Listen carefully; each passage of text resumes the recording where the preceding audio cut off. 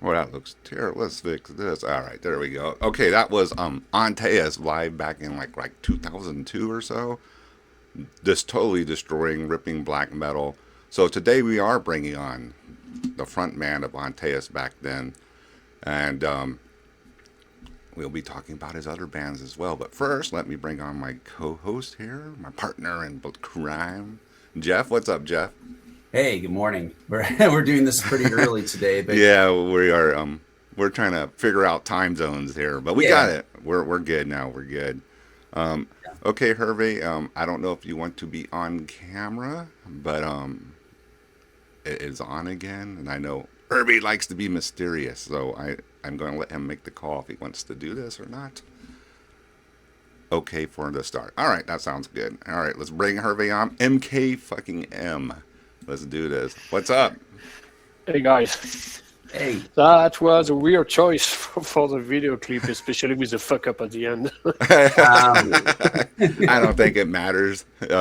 Yeah, But it was a great gig. That was a great gig. yeah, I always felt like Antaeus brought a certain sonic violence to their performances like no other black metal band that I ever seen. You know, like there's different types of black metal in my book, but like Antaeus is very visceral, very just I don't know, man. Very raw, very straight in your face. Yeah, Kind of riff. there's no, as the kids say, there's no chill. It's just fuck, just goes for the throat, tears open the jugular. But that was great. That's what made the band I always thought stand out was the sonic violence of it all. Was that on intent, or was that just how it just fell together? I'd say it's due to the composition from the main guitar player. That's how he is. It's reflecting the type of guy, really brutal, violent. That's all his composition, even now with his new projects, just sound like this. So I guess like all of us together that created Antaeus. We always wanted like to have something really brutal and fast drumming. So Yes. and so with the riffing and the musical background from Bruno, guitar player, that's how we ended up with such a sonic violence. Yeah, even when you came to my town to play Rites of Darkness, Yeah. my wife, isn't like the biggest black metal person or anything. She's more, regular heavy metal, death metal, and all that. But she, after your performance, she goes, "Damn, that was like homicidal black metal." And I was like, "Wow," like that's what a person from the outside looking in thought. Like I thought that was fucking awesome. Like she was really impressed. Like, wow, that was this vicious. quite a contrast. In fact, no one ever mentioned that, but at that time, suicidal black metal was becoming very trendy, and I think Antaeus was the perfect contrast to that homicidal black metal. Yeah, like Totally, man, yeah. we're not killing ourselves; we're killing you. I mean, that's what it needed too, because I'm not a big fan of all that suicidal. Black Me metal neither. stuff. Never got into it. Yeah, I thought it's just emo kids taking it to the next level is still emo in my book. But anyway, so Jeff, you have anything you want to ask before we get into this as well? Oh, I mean, there's tons of questions I have. Well, shoot. MKM and I have known each other for a long time. I think it's 1998 when we first made contact, near the end of 1998, if that sounds right to you. You know what? Like I was thinking about something lately. I was checking all these interviews with people around our age somehow, and most of them have a pretty good recollection of the years and everything. While to me, that's all blurry nowadays. sometimes I'm like, wait, who did I meet first? I mean, like, I know with Carl we were in touch on some forum, I think. Mm-hmm. You With Jeff, I'm not sure. Was it through Mark from Blash? I'm not sure. no. Was it You and Neil? I think it was maybe Neil, Neil, but I think, told us about Neil from Krieg. Spikekult. Yeah, Neil Yeah, from Krieg. And I think you reached out to me first, Hervé. I'm not yeah. That's sure. possible, yes. Yeah. But I reached out to you in 1998 by AOL chat, which is what all Yeah, the black metalers were doing. We were all, Yes, we me, were. yeah. me and you, and then Demon C. All these people. We were all talking to each other on AOL chat because that's all there was. Yeah. And then very quickly after that, you sent me the Recording 2000. -1. Yeah, -1 EP. And that was it for me. That just ripped my head off. And I guess my question is, we're talking about the violence of Antaeus. You also kind of had a language. You had the way you spelled everything with the K's and sort of that language surrounding it. And my perception is that after Antaeus hit, particularly once you came out with Sci-Pos, Cut Your Flesh and Worship Satan, that became a standard. Everybody was trying to emulate the self-mutilation. Everybody was trying to emulate suddenly being a violent black metal band instead of like a dark, mystical black metal band. And people even adopted the language of the band. That became like open source for so many bands in the 2000s after you guys arrived. I mean, do you agree with that? I mean, do you have a sense of that at all?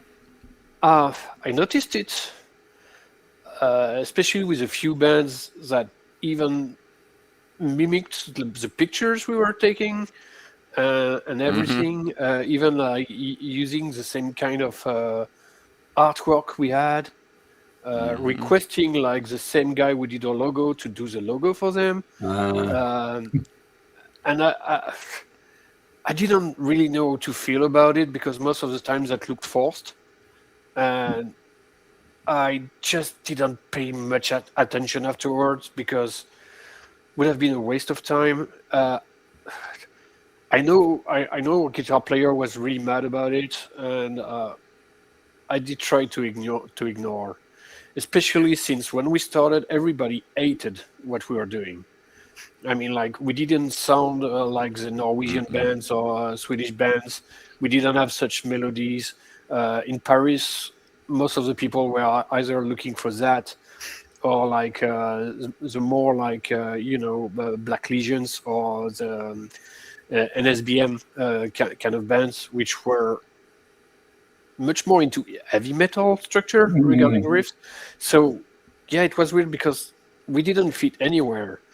And I'm kind of glad that that did open the door for bands to be more brutal, because I didn't have much to listen to regarding like most of the bands what they were offering.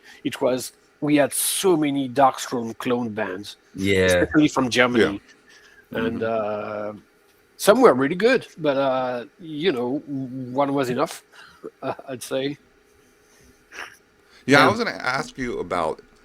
I never because you can tell like what bands grew up on like heavy metal, and it it gets into the riffing and all that, which it happens, but I never got this with Antaeus. Like, what was the major influences prior to the explosion of the more brutal bands getting popular?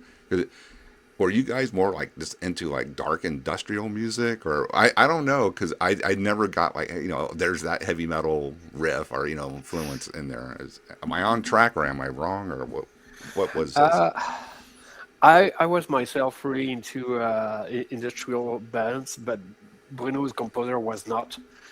And recently we were talking about like influences he would have like as a younger kid, and he's a huge Led Zeppelin fan, and apparently one of our riff is an inverted riff from Led Zepp, from one of the Blood Libel tracks.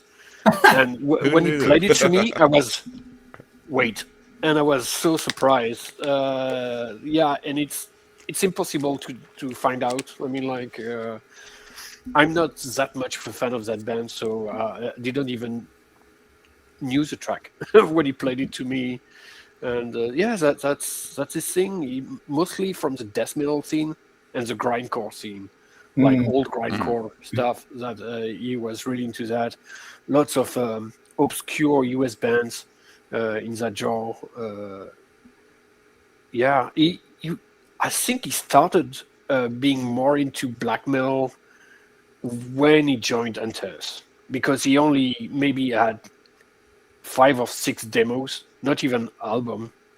He didn't care that much for that. He was he was in a few bands before us, and he joined as a bass player as well. Oh, I didn't know that.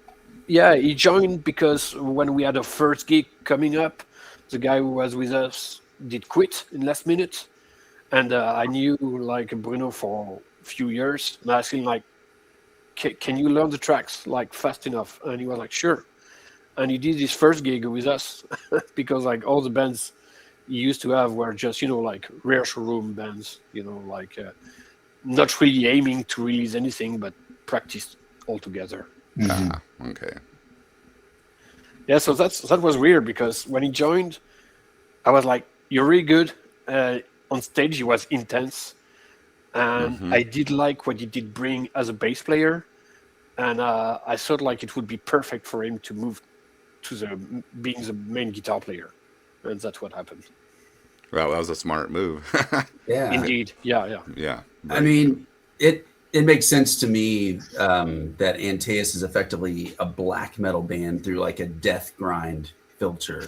It's almost like really extreme death metal kind of reinterpreted sort of from an ideological perspective and a presentational perspective as a black metal band, which I really think made it unique and again, very effective. And you guys came onto the scene, in my opinion, at a very good time when the Norwegian scene was getting very played out. All those bands were suddenly getting more like mainstream comparatively, very slick, very demystified. And then you guys kind of came out of nowhere with this very, raw, bare knuckled sort of presentation that sort of deconstructed all that. Yeah, you had the paint, you had the spikes, but you were all basically attacking the audience and the music, Yeah, and I mean, like, that's when the scene got pretty terrible, like when they had like Covenant and They always come up, dude. You have no idea.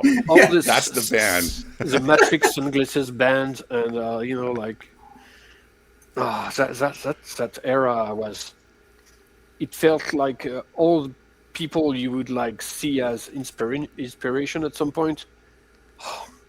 That was so terrible. Really, like it was shocking. Really, Yeah. like it was like what the fuck is this shit? Like, why do you look like Marilyn Manson now? Like what's pirate costumes, all that stuff. I know, Yeah, like dude. the second October's Fooling looks like a cover to a Pirates of the Caribbean movie, or, like or Mardi Gras. It looked very or Mardi Gras. Yeah, like what? It was bad times. So it was good that like other scenes were like saying fuck this, we're taking it a step further in the audio violence, the sonic attack. And also it took us years to do something. I mean, like when we started up to the first album, there were more than 5-6 years. So nowadays you see a band, they get like a full length nearly ready in 1 year, even less. And also like having your own home studio now makes everything more easy. We had to book a place, and I mean, apart from the very first 2 demos which were done with a 4-tracker, and the result wasn't that good because none of us was skilled enough to make something out of it. Like after that, we had to book a real studio. That was expensive then. While nowadays, like if you get to know someone who has like the right softwares, you can get something done pretty well. A bit too clinic sometimes, but it's possible nowadays. Yeah, people don't. the younger generation don't know that you can't always just record at home in the Yeah. studio and your home little. You had to go to studios back then. Yeah, yeah. Yep. Um, I think it's important also to just sort of chart your history. I mean, for those of you watching who don't know what's going on, of course, this is MKM, the frontman of Antaeus, but of several other bands now at this point, but also the founder of Spikekult Records, which, in my estimation, became a really critical nucleus for, I guess, the 2000s scene. You guys, Definitely. not you guys, you, you, among other things, you effectively debuted Watain to the world. I didn't know what Watain was until you did that 7-inch with them, and then They were already quite big in Europe. Yeah. Yeah. It's true that that was the whole idea with having a label back then. At first, I started it because I was getting demos to review for my zine, and I would realize that most of the stuff people around me would never get to listen to it because most people didn't even have internet at that point. So stuff I would like, I would just buy 10 to distribute around. Not a big amount, but that was the spirit. Like you get stuff, and I had more contact in the US than I had in Europe. So most of the Spikekult stuff I released, they went over there, like to your country.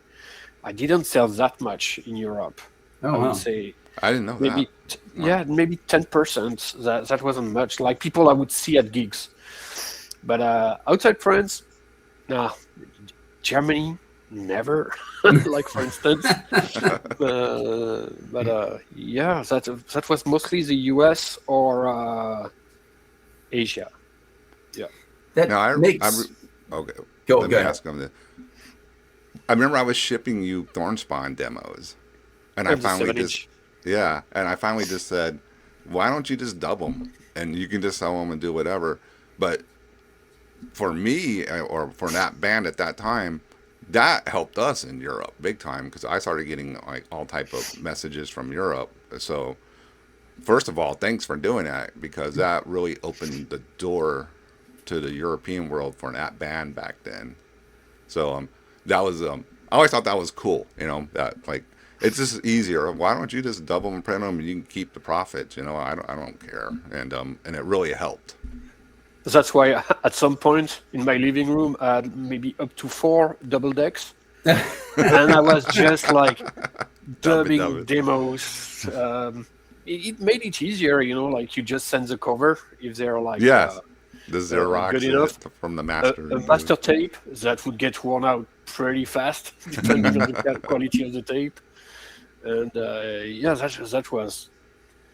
And at first, I even remember that I was dubbing in high speed option. You had that option but the quality was lower, and people were Yes. like, "Yeah, the sound is shit." And I had to redo it. Yeah, You get that weird high pitched yeah, tone Yeah. underneath, which happened on the Indignation re-release. We had Oh, to use the master from one of that. no. But okay.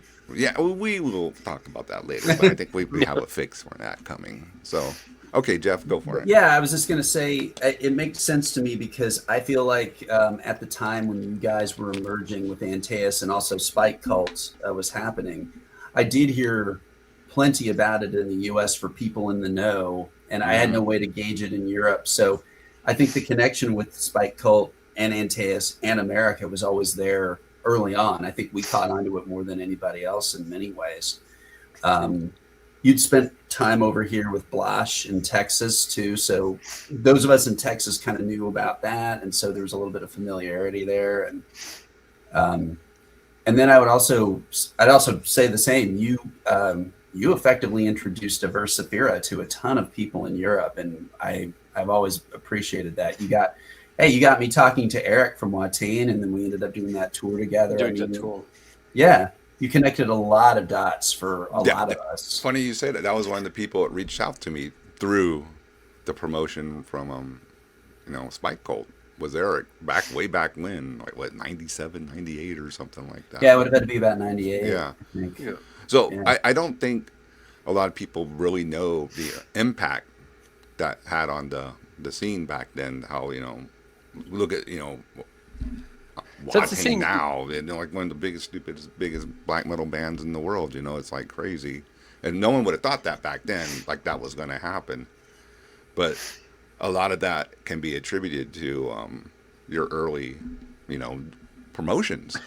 My time being spent at the post office Yes, and yeah. like the hours in the Unpaid queue. labor, Yeah, all that all unpaid labor. that was taking so much of my time. Now that I think of it, like I would go, I would say I was still at school at that point. I would stay in line for 2 hours, 3 times per week, Yes. just to ship stuff or collect. Yeah, that was taking lots of time, lots of stamps as well. Mm. Mm-hmm. I remember you complaining about that to me. You're like, the fucking line at the post office. Yeah, there was, and just to bounce back to what you were saying regarding me being in touch with the US, I think I felt connected to you guys because the US scene was also badly seen in Europe. Mm. Oh Most yeah, people would like really like say like, oh, you cannot play black metal. You're not from Europe. You're not from Scandinavia, so you're not legit. And yeah, there were you guys, Demon Sea, come on, like crazy stuff. And I mean, like some people even forgot about Sarcophago or like Blasphemy, being like Canada and Southern America.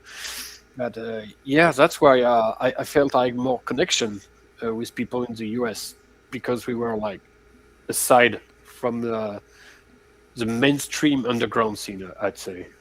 Even if mainstream yeah. is a I bit too mean, strong. back then the USBM, right? That's what it was called back then. USBM was considered, I know, but it was considered a joke to a lot of Yes, people, and it it was really hard was. for to be taken somewhat serious from anyone. So, especially it was Scandinavia worship too back then. Yeah, And it's Yeah, funny now, right, Jeff? Like everybody has a blasphemy fucking patch or a shirt now, yeah. but yeah. back then no one was talking about these No, bands. no. They were, I mean, like when they did that tour, with the Fuck Christ tour with Rotten Christ and Immortal. Yeah. Like I remember a lot of people were really praising Blasphemy a lot, despite all the issues they had prior to the tour. I think they had like a lineup change in last minute, I don't exactly recall. But yeah, they were already quite big, despite really not sounding like sorry guys, sounding Yeah. like the Scandinavian act. Mm. But I think you're right. I think when the Norwegian explosion occurred, it just kind of wiped everything else off the table for a while. And Yeah, it did. I think, I mean, it took nuclear war now to kind of replant the flag for blasphemy to turn them, I think, into the standard that they are now in many ways. I mean, despite all the respect that they had. So I think what we're all kind of pointing at is if for those of you who weren't there in the early 2000s, it was this really strange kind of scalped playing field where there was no one direction because everything was sort of balkanized. We had Norway, but Norway was sort of in ashes, and then like Sweden was starting to come up with cool stuff again, and France was trying to come up with cool stuff too. But I think the biggest cock block of the whole thing was always Germany. That the Germans didn't want it to happen. It just kind of wouldn't get any penetration in Europe. You know what I mean? That sounds about right. Yeah, it seems like Germany sets well, back then especially set the standard for like what was going on in metal. Like That's a huge market. I mean, like all the big Ablaze scene that was Germany. Yeah. Yes. Like they had like all the labels. Most of the distributors were also there, and I do think like most of the sales would be in Germany. And that's a place where we actually never sold anything. And even when we played in the past, lowest turnout would be Germany. Wow. Okay. You know, it's funny you say that because I know a couple of Germans, and I bring up Antaeus, and I would think these dudes would be into it. It's No. almost like it's right over there. Like Yeah. who? Oh no. Sometimes. And I'm like, how? What? You don't know How do about you know? How do you Antaeus? not You would know? love Antaeus. You're like, well, yeah. Now you say that, that does make a lot of sense. 'Cause Yeah.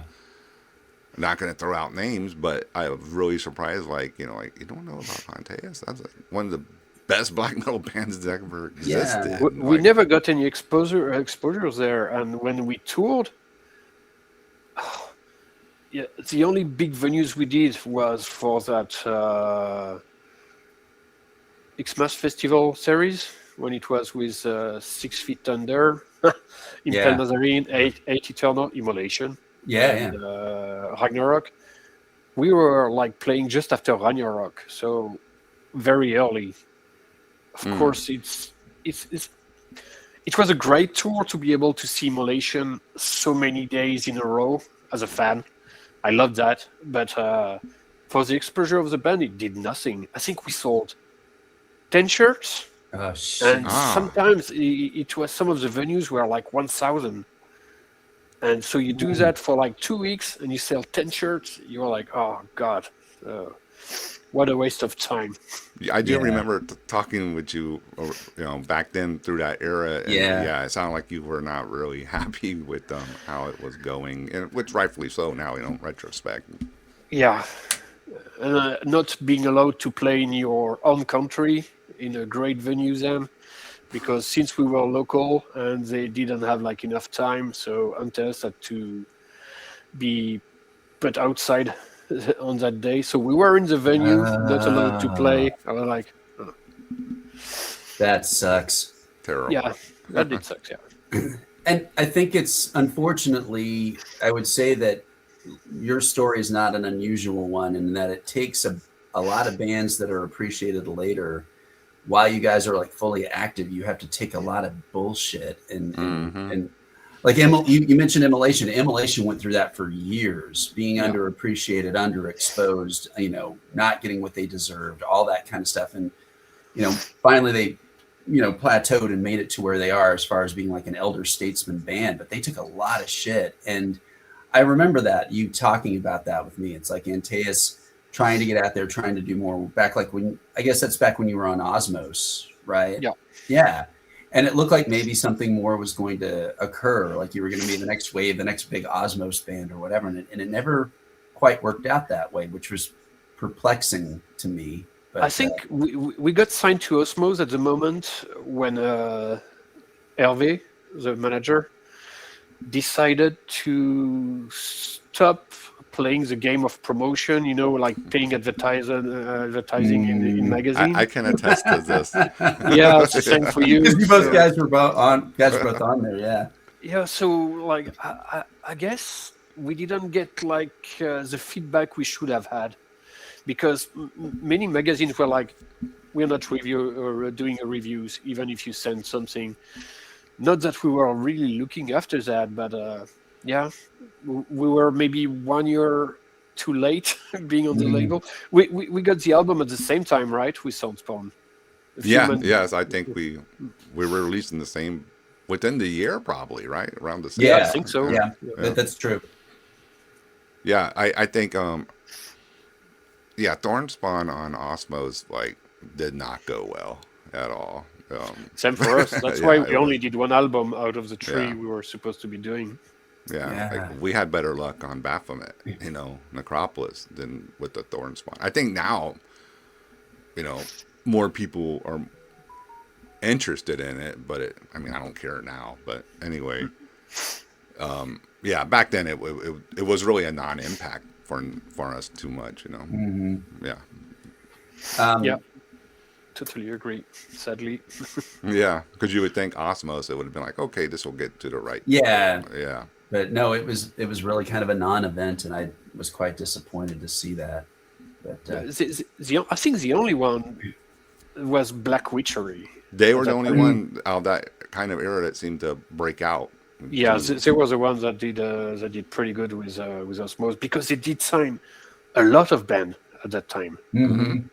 I remember like many releases, and that's the only band I can think of that did good was Black Witchery. Mm-hmm. Good for them. I like the band. I like the Yeah. band. Yeah, Black Witchery is like, and they got a good live show too to back it up. So They were intense as well. yeah. I Mm-hmm. mean, they were. I guess they planted the flag for the war metal scene to come. True. And they were the first ones, I think, to really come back with that style. Other than the originals, Blasphemy. That Mm-hmm. that what you see now, is really Black Witchery just coming back, bringing it to the masses because nobody was really playing in that style before them. After Blasphemy kind of wasn't inactive for a while, Black Witchery kind of were the flag bearers of it. So hell for that. Can we reminisce for a moment, Hervé, on the show that we did in 2002? In Bordeaux. Yeah, in Bordeaux. Yeah. I'll try to. I mean, I just want to see what your impressions of it are too. But the quick version is that Antaeus and Infernal Majesty and Deviant, 3 bands from France, of course, all affiliated with Spikekult. You guys were going to play a show in Bordeaux in the south of France in I guess it was October of 2002. And you also informed me at the time that was going to be the last show with sort of the classic Antaeus lineup. The Texiera twins are going to leave.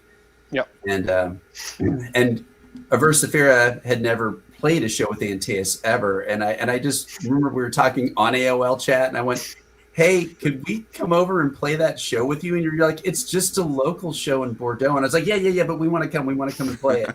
So we did. And, you were gracious enough to include us. And we all came to your house outside of Paris. Like we flew over, rented a van, drove it to the house. Next day, like literally, we'd just been in country for barely an evening. And then we all drove together down to Bordeaux in 2 vans and played the show. And we turned into a thing. Like I designed a T-shirt especially for the show. We called the show A Union in Blood. And now if you ever see the pentagram with the AKs coming out of the star, that's the symbol of that show. And that's kind of become sort of a thing in the French scene too. You still see all the people in the know with that. So that became its own thing. And it was hilarious because then we played the show, slept a few hours, drove back to Paris, stayed up all night, and then got on a plane and went home. So Aversifera was in country for barely 60 hours. And then my guitarist and I, we both worked at the same place, and we rolled into work on Monday exhausted. And people are like, what did you guys do over the weekend? We played a show in France. And they're like, what? Yeah, that was crazy. And you're right, like the design you did, it's still lasting as an important iconography for Antaeus. And also thanks to Marianne LSK, who was wearing it nonstop. And lots of people have seen her wearing that motif.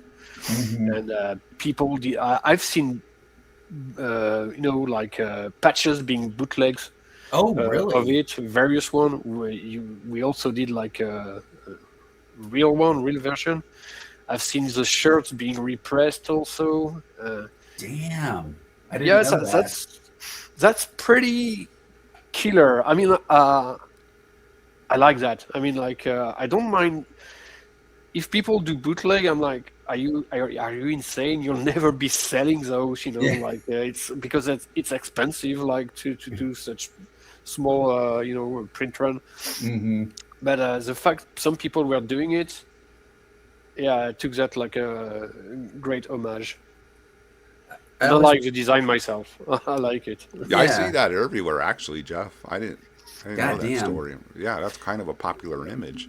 Yeah. And how many shirts? It was only 50 shirts. It was only 50, and so, and like everybody in the package, we all had one, so that was like 30 right there. So like only 20 made it out past that, and Yeah, and then since then, and it could be a coincidence, but since then, other bands have done variations of the pentagram with the guns coming out of it. But that was the first time back in 2002, and yeah, I mean that was a big deal for us because we'd never seen you play live, and I was like, I absolutely want to just do it with this lineup, the classic lineup of sci-fis, and we did it, and people thought we were complete kamikazes for doing that. Yeah, that's a crazy trip to do. Yeah, and we were so also exhausted, but it was one of the best. It's one of my best memories, and it was such an honor to get to do it with you guys. And the fact that you let us get on it was so cool. It was a cool venue, but I remember the turnout wasn't that great. No, it wasn't terrible, but it wasn't amazing either. I think Nicola from Elflame was there. Mm-hmm. Yeah, so from Italy. So we had like people wow, yeah. Very cool. Yeah, and a guy from Torgeist, that LLN band was there. Yep. Yeah. He's from Bordeaux, so yeah. Yeah. So, I mean, really memorable. And again, that's something that people still talk about. But then, and it was funny because I didn't anticipate when I was going to see you guys again. And then, of course, I saw you in New York in 2003. And that, yeah, that's something we should talk about. You guys, bring that up. Yeah. You guys, well, just talk about it in general. Antaeus has always kind of had this curse where things don't go smoothly, no matter what. And in 2003, you guys played with, it was Demon Sea. It was a Bazagorath. Who the fuck else? Engorge, yes, because he was the guy who put on the show. Forest of Impaled. Forest of Impaled. Playing. I don't know if they did, though. I don't remember that. No, they actually had to cancel for us to be able to play. Oh, okay. Yeah, because the show was running late, and people don't know this, but in New York City, they always have a curfew where then they cut everything off for the live venue and then turn it into a dance club and kick everybody the fuck out. That always happens. Terrible. So you guys got to play, what, 20 minutes? You basically... Yeah, I think so. Yeah, 20 minutes. And we ended up only the guitar player, myself, and the drummer because bass amp decided to die during the set. Marianne left the stage. Second guitar player, I don't know what happened, but it was weird. So he just also left the stage at some point. Wow. And I think the last track was just the guitar player, the drummer, and myself. Yeah.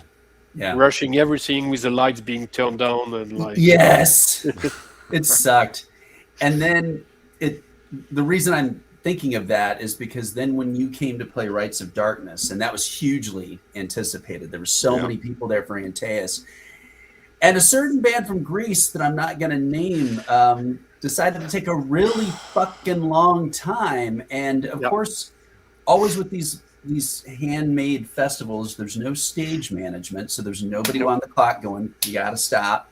So they just kept playing and playing and playing and playing. And there's, of course, a curfew at that venue at like 2 a.m., but still. 2. And I was, doing crew for you guys. And as soon as those fucks got off the stage, I jumped up there, slammed your amps on top of everything, and we got everybody plugged in. And you guys managed to play a full, I guess it was a full set, right? Like 35 minutes maybe? We might have removed 1 or 2 tracks. But that's... We knew, we heard about the time that was left, and we were like, okay, let's remove this one, and we'll see on stage if we remove another one, but we need to finish on this track.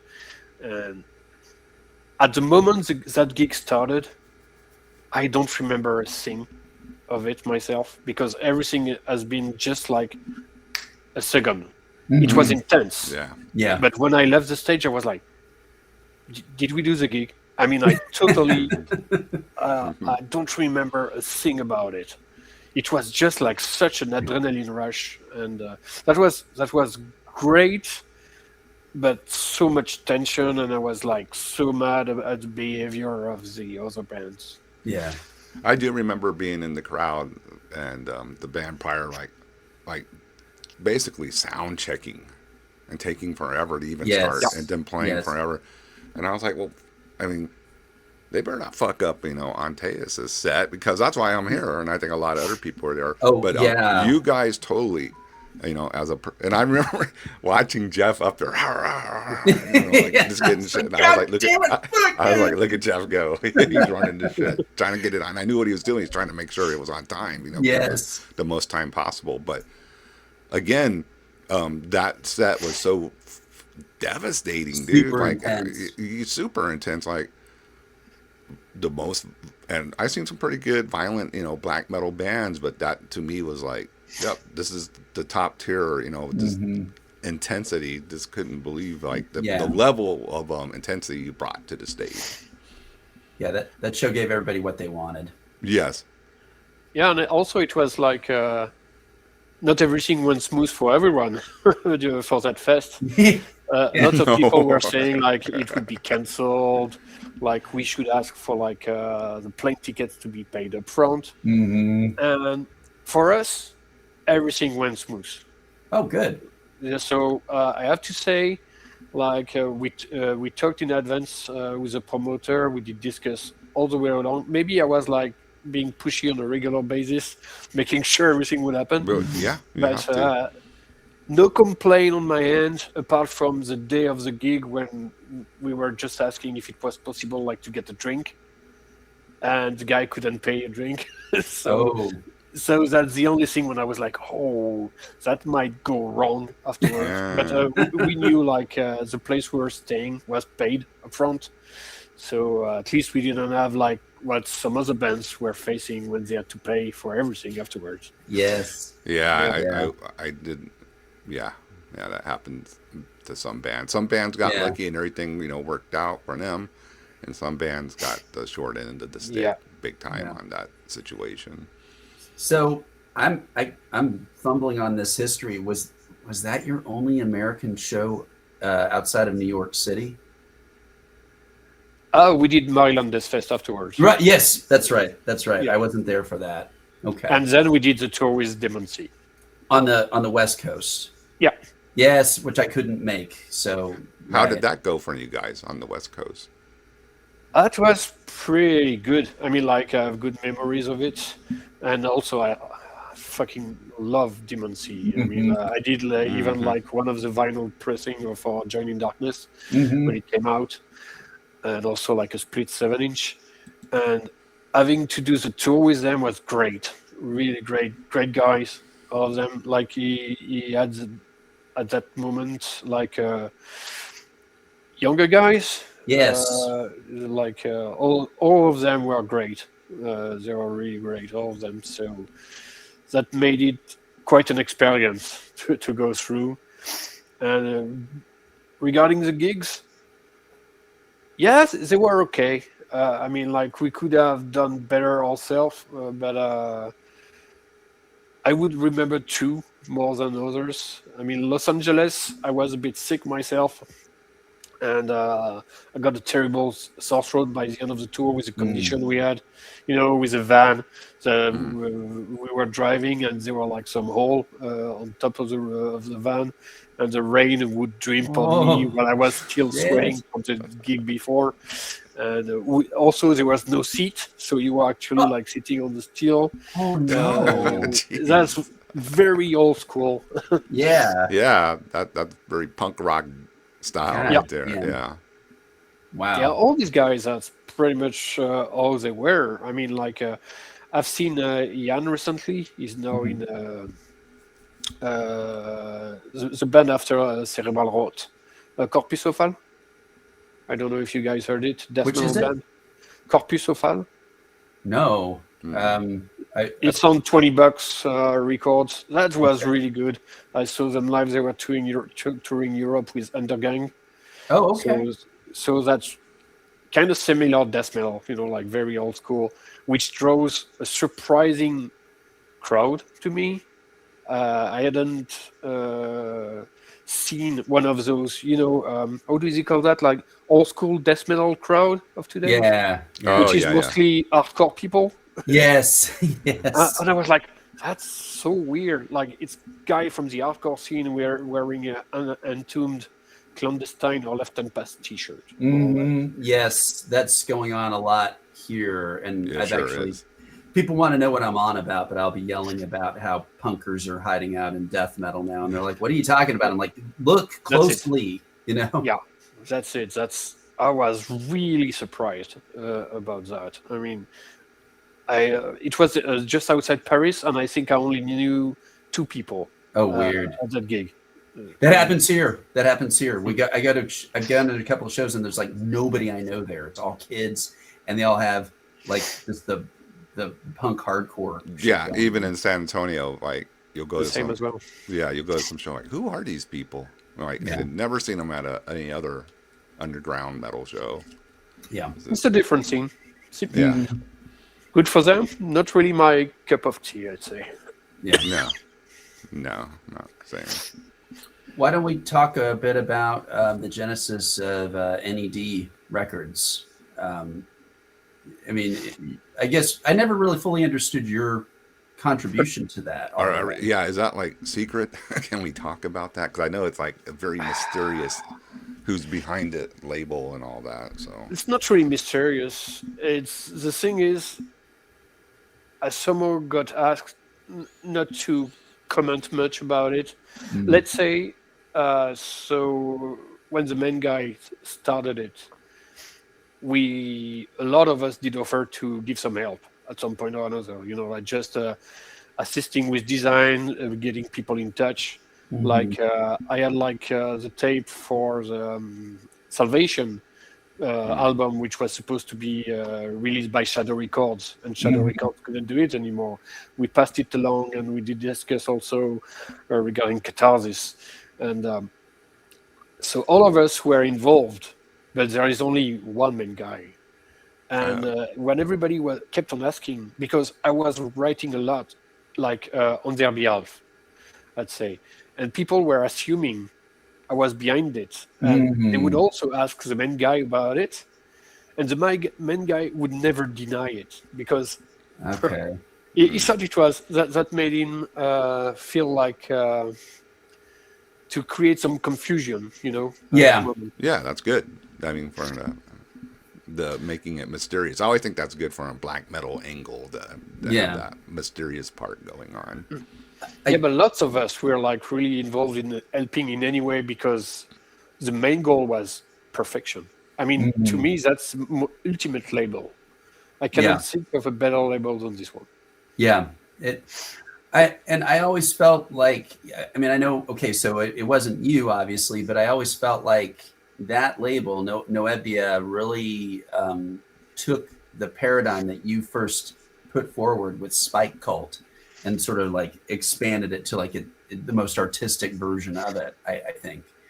But I mean, I feel like the bones of what you were doing were absolutely there. And I also don't think it's a coincidence, because again, I think you deserve credit for this. Like, all these bands that you championed early, all these bands that I found out because of you were on that label. Yes, like Catharsis. I didn't know what Catharsis was until I met you. Offermod, Watain, Funeral Mist, basically the whole thing that coalesced into the Orthodox black metal movement. Which Antaeus was a genesis point for a lot of that too, I would say, I have to, to jump in real quick too and say, yeah, I didn't know about a lot of those bands until I saw it being on the Spikekult end of things, or just being talked about by you, Hervé. Yes, in interviews, or you telling me personally, and you'd cite all this stuff, and I'd immediately go, "Oh, I got to find this." Didn't know about that Offermod 7-inch until you brought it up in an interview, and I was like, "What the hell is this?" That was weird, because Offermod, I never understood how this 7-inch was slept on. It came out, I think nobody cared for it at first. Why it's so fucking perfect. I mean, to me, that's the best stuff they ever released. Yeah, absolutely. Yeah, and I still listen. I'm still glad I kept a copy. But I remember the guy was like, "Okay, I'm giving you 10 because I don't know what to do with it. It's been out for a while." And I was okay. But yeah, I think if nothing else, you deserve full credit as far as championing bands. And it sounds like a cheesy word, but being a tastemaker in many ways, because there's so many bands that you kind of got to first that then a lot of people figured out about later and then became phenomenons of their own. And I definitely think you had a hand in that. This is why people don't like the word gatekeeper, but this is when you have a good gatekeeper and like, check out this really good shit. Don't waste your time on this other stuff. I'm still passionate about things, and I mean, like when you get to discover something which is matching everything you look for into that musical genre, I had to spread it with people I cared about. I was like, you have to listen to that. That's insane. Yeah. That's crazy. And I was like, maybe that's also why I was doing a fanzine, fanzine distribution. The goal was to spread those bands because most of the time, nobody cared. I mean, like for Catharsis, it was great because they had like a tape on, I think it was Chanteloup Creation in France. Oh yeah, I remember this. Mm-hmm. Yeah, they had but they were doing like hundreds of demo tape, so you could easily, miss one and not pay attention. But yeah, I'm so glad that some of these bands got where they ended up being at some point. I mean, Catharsis were great. Offer Mode, I think they're still running, right? Yes, they are. Yeah, right. Yeah, putting out stuff. I thought at some point they were over and then got back in, but I didn't really follow that. I think Ajna was posting about it. Are they on Ajna now?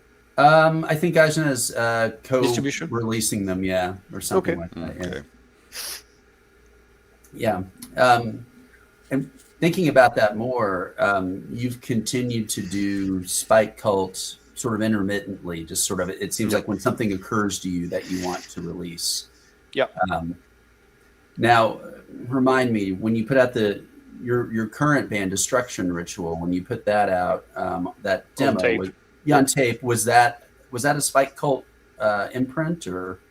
It was a co-release because since the printing costs were a bit insane, and so Matt, the main composer, was still living in the US at that point. He was in Providence, and he was like, "Okay, I'm going to print like the US copies in That's the how US." I got mine. Yeah. Yeah, I guess it was from him. Yeah, that definitely had to be Matt. And I was doing like the European copies, and we decided for small print run that got sold out quite fast, and we did a repress, and afterwards, End of Life did the vinyl version of it. Right. Yeah, I had a friend from Australia find it on vinyl. Yeah. I was like, wow, you got that on vinyl? Okay, cool. Wow. In Australia, of all places.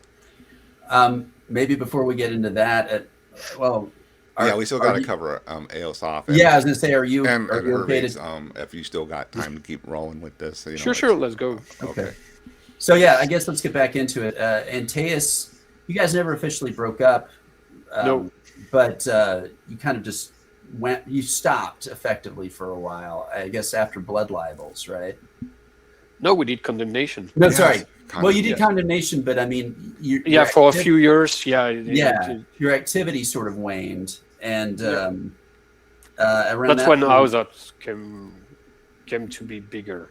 Yes. You've been doing Aosoth for a few years already. I remember. I don't know if you remember this, but I used to be such a shitty worker at my job because I worked on a computer and I was always talking to Hervé and other people on AOL. And I remember I'm sitting at my desk at maybe, this had to be like 2002. And you popped on, I hadn't talked to you in a few days, and you suddenly popped on in the middle of my workday and you went, "Hey, we got a new band going and it's Order of the Nine Angles themed. Can you think of a good name for that might be appropriate?" And I went, "Oh," and I said, "Aosoth is like kind of one of their main goddesses." And you went, "Oh, thanks." And then you just popped off again.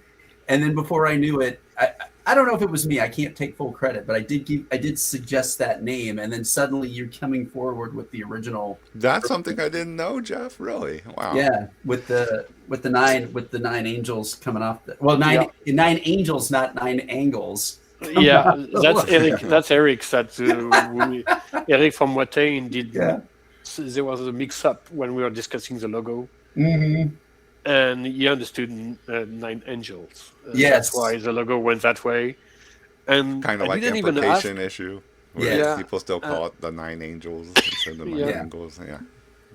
So when I saw it, I didn't even pay attention to that detail until he explained why he did it that way, and I was like, okay, that's not what I meant, but I'm perfectly fine with it. I like the way it looks. Mm-hmm. And that band, at first, that was like a side project we had. When Antaeus would rehearse, we would book an expensive place in Paris, Mm-hmm. because that was central for all of us, being like from the different suburbs. Yeah. And you would pay, that was expensive, and of course the drummer would never show up. No. So since one of the Texera brothers was a drummer in Eternal Majesty, he would actually take the drum position, and instead of losing time, we were doing this side project at first. It was with them, which was much more black trash. Yeah. Like if you listen to the split with Antaeus, that's how it sounded back then. Yes, I remember. Totally different sounding than when we did Restart again with Sebastian BST on guitar. Totally different song structure. That changed it hugely when he came in. I didn't even know who he was until he joined Aosoth, and then I was like, wow, this is like a night and day kind of thing. Okay, so that's I do notice the difference between the early material and then the later. He was a sound engineer for Blood Libels. Oh, yeah. Okay. And we knew each other for a few years. We nearly even played in the same band, Garwol, at some point. Oh, right. Yeah, but I left just when he joined, so he ended up like taking like guitar and vocals there. Yeah, and he's a neighbor of mine. He doesn't live that far, so we were talking about doing something together, and that's why the first recording we did, I think he wanted maybe to mimic a bit of Antaeus at some point, and that didn't work that much, and we both agree that's not our best stuff. And when he went into a different direction, that's when it got more interesting to me and to him as well.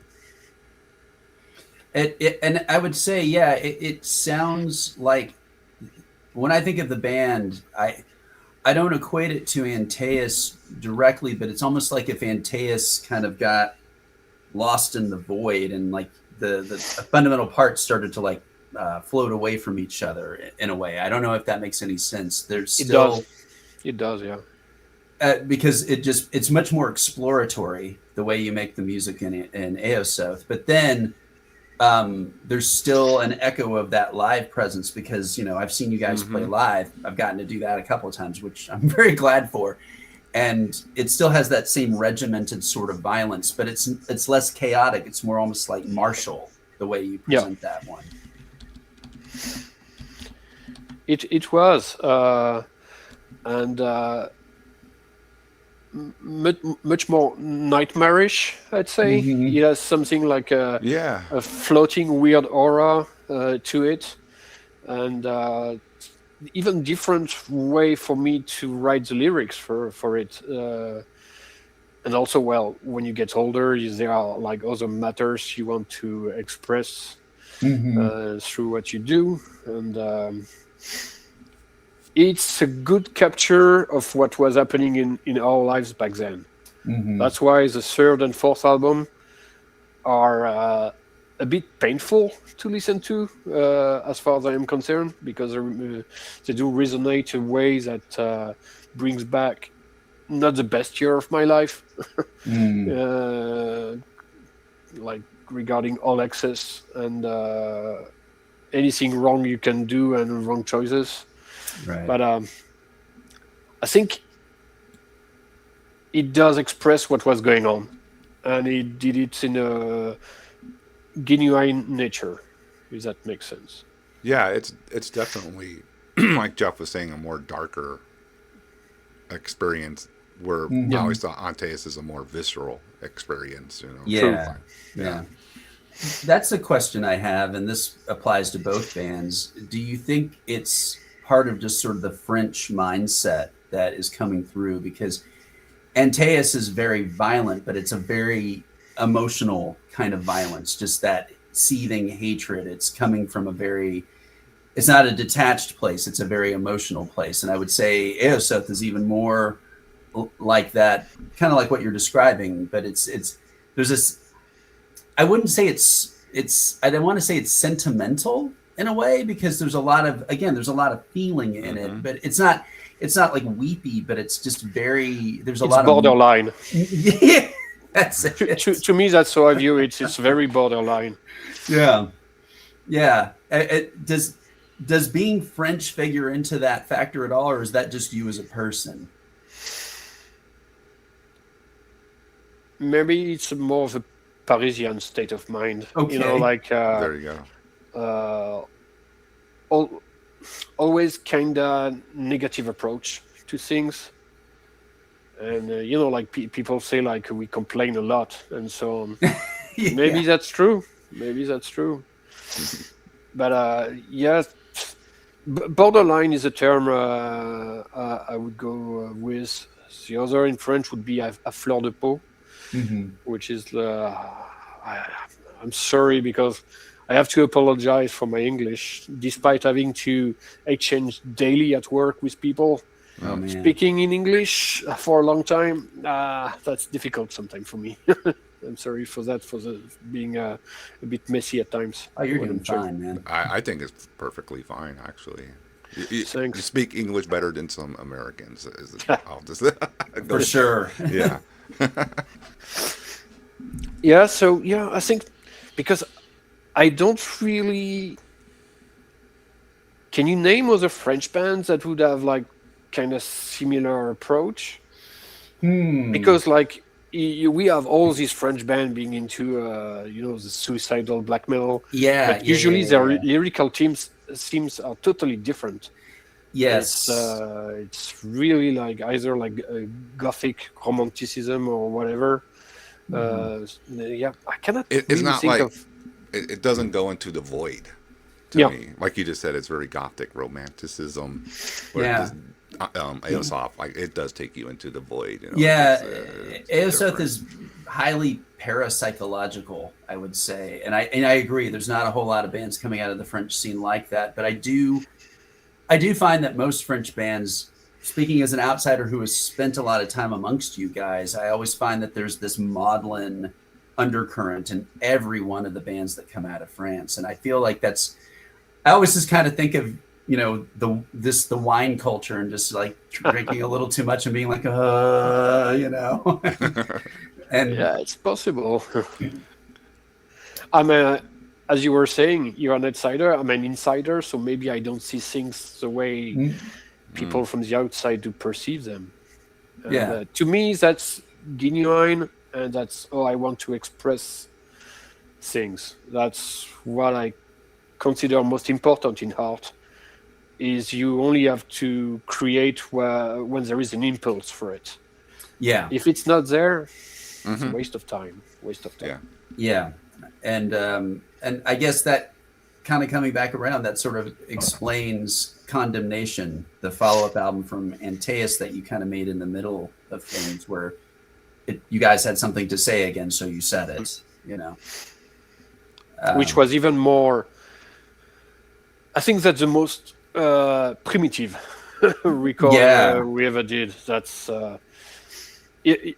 maybe, you know, I might have told you, but like the drummer we hired as a session, his first take when he received the guitar parts, like Bruno sent him like the main guitar and a drum machine to mimic. Right. And he took it as an inspiration to build on it. And what he did propose was more structured. It has more variation and so on. It was great. And Bruno was like, "No, the drum machine I sent, like it has to be the same. No fancy stuff. Like no offbeat, no change of patterns, whatever. Please redo." And I was like, "Okay, that's his choice, but it's too bad. It's really too bad we didn't get like a second mix or a recording done with the version like the drummer I didn't mind. That would have been interesting." Yeah, for those of you who are keeping score, Menthor of the band Lucifer, he's also played in Enthroned. That guy's awesome. He's like right up there with Frost in terms of just amazing black metal drums. So it's really good. And Lucifer is crazy. Yeah, it is. So when you told me that story, you did tell me that story, and I was just like, oh, I mean, I thought the album was really good, but I just was really picturing his own signature on it, Wow. Yeah, that's a miss. That's too bad. That's my main regret with that album. And the fact that Bruno is playing 7 strings on this one. Oh, okay. That made it complicated for the few live we did afterwards. Oh. And having to redo the older tracks with the 7 chords was complicated, and when you don't have a budget to bring enough guitars, that's also difficult. Well, I'm glad I got to do that session appearance with you guys before Condemnation came out then, because that would have been a pain in the ass. Let's talk about that, Jeff. Like, okay. For people who don't know, you actually filled in on bass for Antaeus for a show. In Quebec and Montreal. I finally achieved a life goal and got to play a show in Antaeus, which was really special. In Quebec, on top. Yes, on top of that, which is a place. Versifero is always popular there, so to go back with Antaeus was like really a special thing. And we played. Wasn't it at the anniversary show of the label for Sepulchral Records? I think so. Yeah. Yeah. It was like it was like summertime. It was crazy hot. I remember the heat was unbearable. Yeah. Yeah. It was very warm, but in Canada at that time. Yeah. Oh, really? Yeah. I guess it does get warm. They get humid. I remember. Yes. More than you guys are from Texas, so you're used to that. But that was a bad surprise. I was expecting something cooler there, and when we landed, I was okay. Yeah. But we played that show together. ZKH on guitar, and of course Bruno set, and then Blastum on drums, and of course fronting. And it's just there's not that much of a story to it. There was no problems. It went great. But it was funny because I just practiced all the songs at home. I do remember you saying that's how you. Obviously, we never rehearsed together. I did not see the guys until we were basically about an hour away from stage. So that's called coming in clutch, big time. I was prepared though. I was totally prepared, but it was hilarious because I had the set list taped to the stage, and then I had notes just in case I got lost taped to it also. And right at the end, some kid tried to grab the set list and he started ripping off the notes too. I was like, no, you can't have that part. Those are the notes. Don't say that. But that was a pretty that was kind of a late appearance for Antaeus as a live unit. Because you guys didn't really do. Did you even do? You did a few more live appearances after that, right? Yeah, we did. We played Iceland. That's right. You played Iceland, really? Yeah, and that festival. That was great, and we did the last one we did was Brutal Assault, and it was terrible. Hated it. Yeah, that's why I kept on asking the main guitar player, if we were to end the band, I don't want this gig to be the last one. Yeah. Because that was just nothing was right on that gig. That was really shit from the moment it started. I mean, at the moment I saw the guy doing the sound, and they were like maybe 50 something utterly drunk, Mm, not into metal at all. yeah. They had no idea. We were asking for basic stuff, and we ended up having like the drums pushed up front, and that's all anybody could hear on stage. None of us could even hear any guitar, nothing. That's so It, annoying when that yeah, happens. that's what it was. The drums, it was the kick and vocals. Oh God. Just that. That was that was terrible. That's Really hard. bad. Yeah. Wow. And I could see like even like I usually try to be in my own state, my own world when we perform. But that day, I could watch people because it was still daytime and it was festival, and I could see people I knew being confused about what was going on. Oh God. And I was, oh fuck, and Damn. yeah, no, that's really bad, very bad souvenir. No. Which is too bad because with Aosoth we had played 2 years before at that same festival, but not the same location on site, and it was amazing. The one with Aosoth was amazing. Wow. So yeah, Wow. Yeah, you Too guys bad. need to do at least one more. You go out So, properly. you know. Yeah. yeah. But the thing is, right now, considering the situation we're in and all the personal task Bruno has to do with where he is in life now, it's going to be complicated. I mean, he's quite busy for at least one more year. And when we were discussing about like doing a gig, because we keep on receiving offers, like are you interested in doing this or that? And in the past, I would always forward him like the offer, the condition, location, and so on.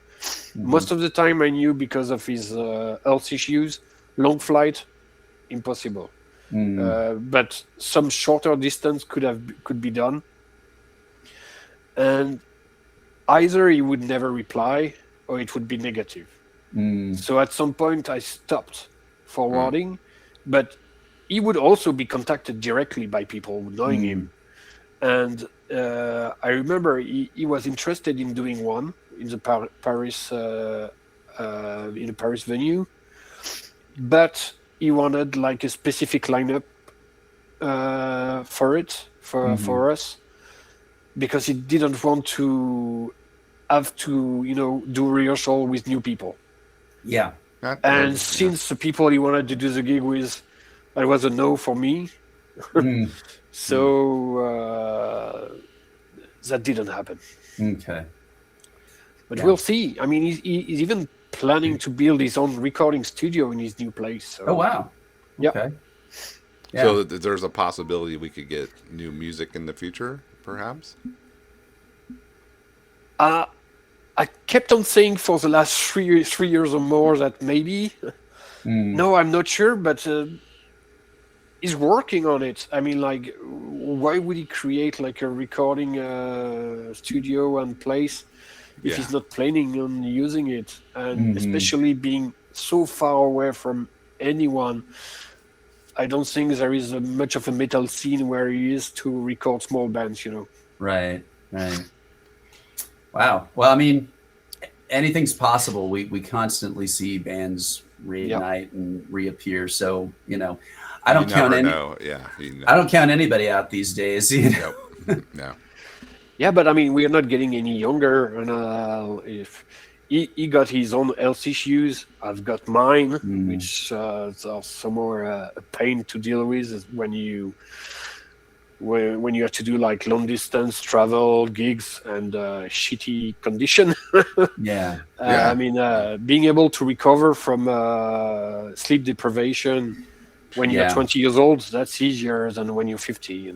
So, Yeah. I like what you were talking about earlier. I wouldn't really look forward to driving around in a van on the floor with the water leaking on me at this age. Yeah, in my 20s, I can put up with things. 30s, all right. 40s, 50s, fuck no. I'm not doing that. It's not happening. Yeah. It's not like we knew in advance anyway. But it's a souvenir afterwards. But Yes, that's what it is. You know, Yeah. I mean, that's the underground scene. I mean, it's great that some people have tour bus and good condition. And I'm Hmm. always surprised when I see, you know, like friends from other bands like posting tour pictures when they actually get to visit places. Yeah.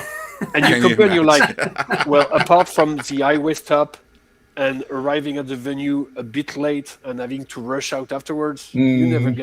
I never got to see anything of any places we were in. So Yeah. Yeah, my favorite thing is to say like touring the U.S. is the you're looking at back of the 18 wheeler for like 7 8 hours. You know, that's Yeah. touring the U.S. Yeah, Yeah. yeah, it's Yeah, like at least when we were touring, I mean, we actually got to see things when we went over with Imprecation and Saxa, but even like just driving through the Alps in Switzerland, even though you're driving, it's just the amazing scene, you know, it's yeah. not, At least, yeah, it's not like a flat highway for hours. right, Yeah, right. yeah. Alps is pretty crazy. You know. Yes. But I also, I don't know if it's possible. I definitely think Antaeus, if you guys do something, yeah, it should be in France for sure. I got to see you play at the Wolf Throne Festival in 2013, and that was like my one and only time to see Antaeus on home turf, basically, and that was really, really intense. Um, And good sound. yes, good sound. It came off really, really good. I was so pumped up on adrenaline. I don't usually get in the pit, but I did, and I collided with this huge dude, and it didn't even hurt or anything, but we're like, bam! I was like, oh. And when that night, I'm laying in bed, you know, at our hotel, and I looked down, and I had like this humongous contusion. It looked like I'd been in a car accident, and I was like, that's the Antaeus effect. I mean, it You have was. to have some scars. Yeah. Oh yeah, it was so blistering. I mean, you guys always. Well, it was nice because I'd seen you a couple of times when you were under terrible pressure, you know, just to play the gig and nothing was going right. But then with Wolf Throne, everything That one, everything went well. it did, and that was I felt so vindicated because I had known you guys for so long and followed you for so long, and finally got to see a show in France, you know, with you guys. I mean, I saw you in Bordeaux, but I mean, this was Yeah. like in Saint Germain, which is right outside of Paris, so it was really much the home turf, and it went perfectly, and I was so glad for that. Let me ask this: is what is the status like? You know, of Antaeus nowadays in your home country compared? You know, obviously you got to have more respect now, right? Like, are No, things better? No, Jesus. right off the bat. Okay. like just like some years ago, we got asked by Watain to open for them on a tour, Uh huh. Oh, and just for Paris. okay. Okay. I cannot remember the year. I'm sorry. And when we played for them, we had people. It was local thing, you know, and we had many people asking if we had like a demo out, and No. we should change a few stuff. Okay. Nearly no one in the Wow. venue even heard about us, Holy shit. and even recently we were talking with some people, and they were asking like, "Were you in a band before?" And I would say, "Yeah, but I'm pretty sure you've never heard of them." And I would say like Aosoth and Antaeus. Sometime Aosoth get known Yeah. like by the more younger guys, but both were like never heard. That blows Even my like, mind. That's insane. Wow. I would oh, thought that by now, you know, like, yeah, you had to fucking spread to some people and get the proper respect that it should. no, it's actually it's weirdly the other way around. I mean, I could see some of these bands from the French scene in the mid '90s that did a comeback and were pretty heavily touring, like Seth, for instance. Yeah. Yep. So they got back and they seem to be doing really well. And it's totally not my type of music. I really Hmm. don't listen to anything they do. But I was surprised though the big exposures they're getting, and even the stage they're doing and the bands they're playing with. Sometimes Hmm. it's I'm like, that's weird. That's a weird Yeah. combo. Like Mm. some like death metal bands being a bit more like Relapse Records, you know, those kind Yeah. of bands. So no, like I was surprised some promoter was asking to do an Antaeus gig in Paris even. And because out of the people attending gigs nowadays, pretty sure nobody knows us. That is wild. I mean, I think that, in a weird way, it really captures what it means to be truly underground, where people either absolutely know what you're doing or don't know at all. I mean, to be fair, you think about a band like Demon Sea, which, we all of us like Demon Sea.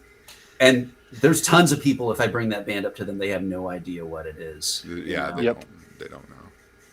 And it's crazy because they've been there for so long. Mm-hmm. And it's weird because when you think about it, like a band like Demon Sea has made a significant impact in its circles. And so has Antaeus. And it's like, listen, there's shit out there now that wouldn't have been there before if these bands hadn't existed. And maybe that's the thing. It's like, I don't know. I'm trying to think of a reasonable example. People who watch Quentin Tarantino movies but don't know all the movies that he's lifting references from. Yeah. You know what I'm saying? It feels like that, where it's all kind of an echo of what actually created it. That's a good point right there, Jeff. Because that kind of describes the situation. You got so many people who love, Tarantino, like people tend to think like, they say like, oh, this movie is so great, this idea in this movie is amazing. Well, that's a copycat from another one that he's doing. Yeah. He's doing it great, but if you don't have the reference, you might be missing a few stuff. He's great at collage of various older flicks from the 70s and so on. Yeah, and I've said to people, I said this in a review that I did for a internet metal zine.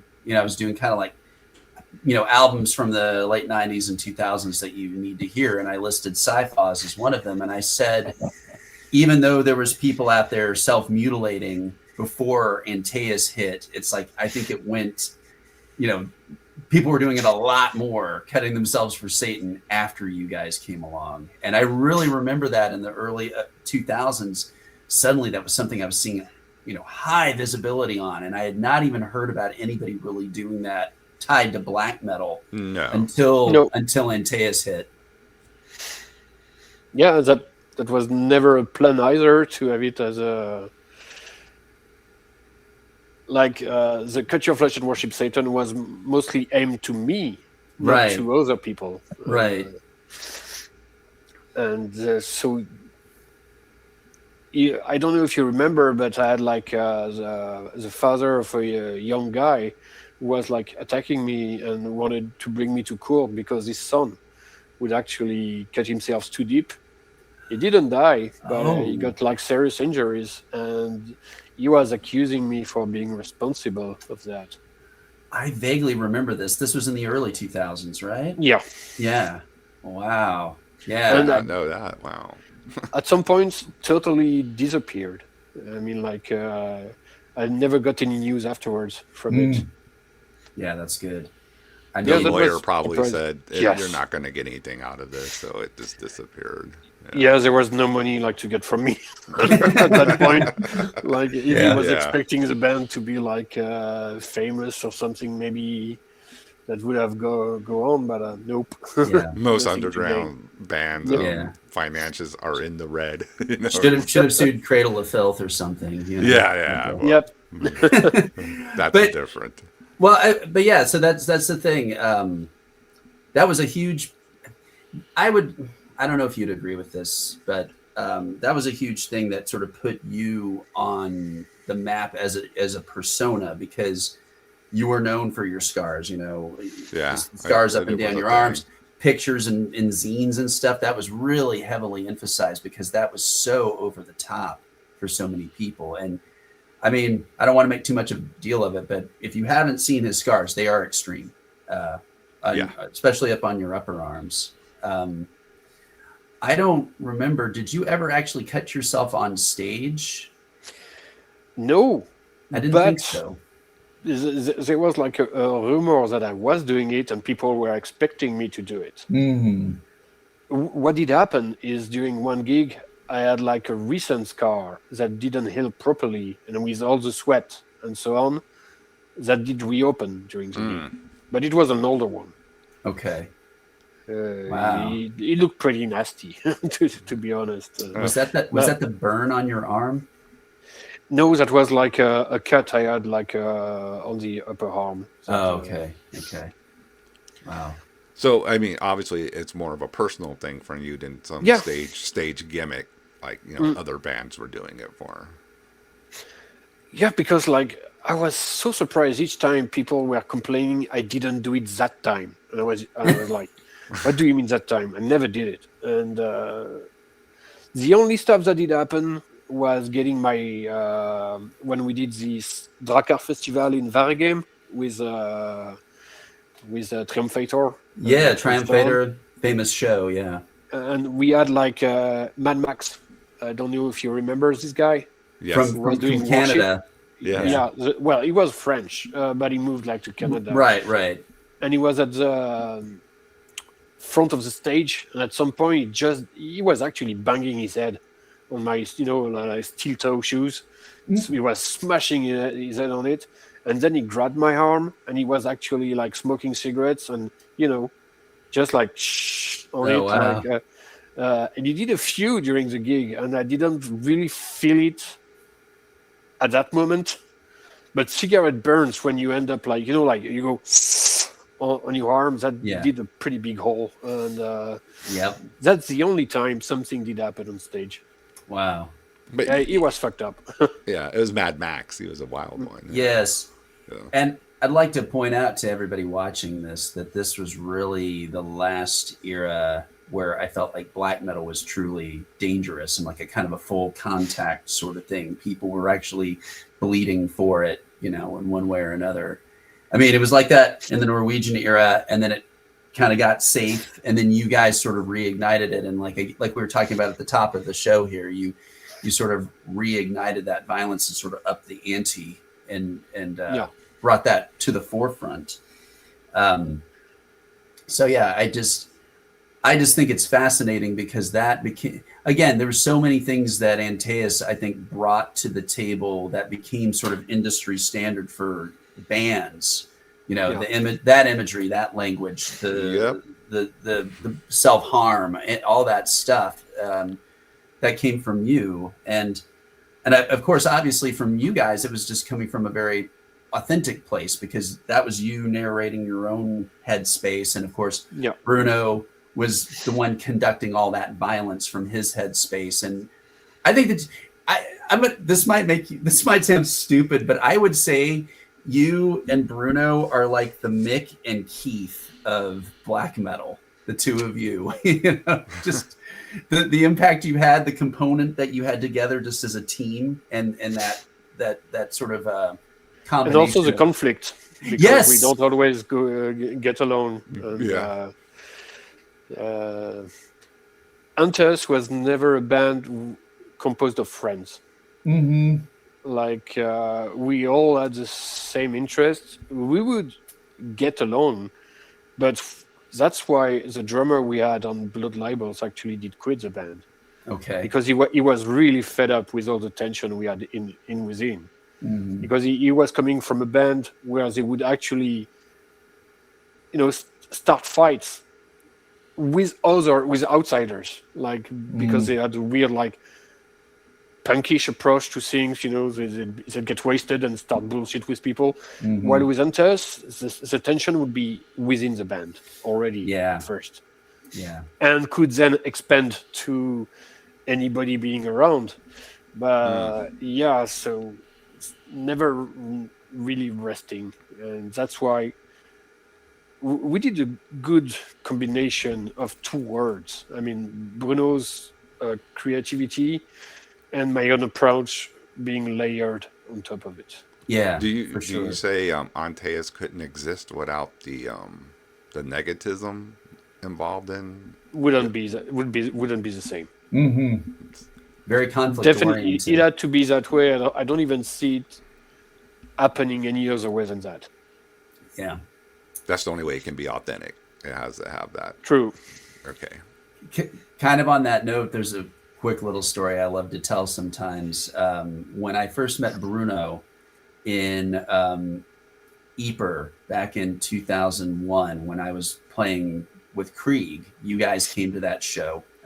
I'm sure you remember that, but you and Bruno came to the show, and there was a friend of yours. I think he was with you guys, or you knew him at least. He was from France, and I think he was on a bunch of speed.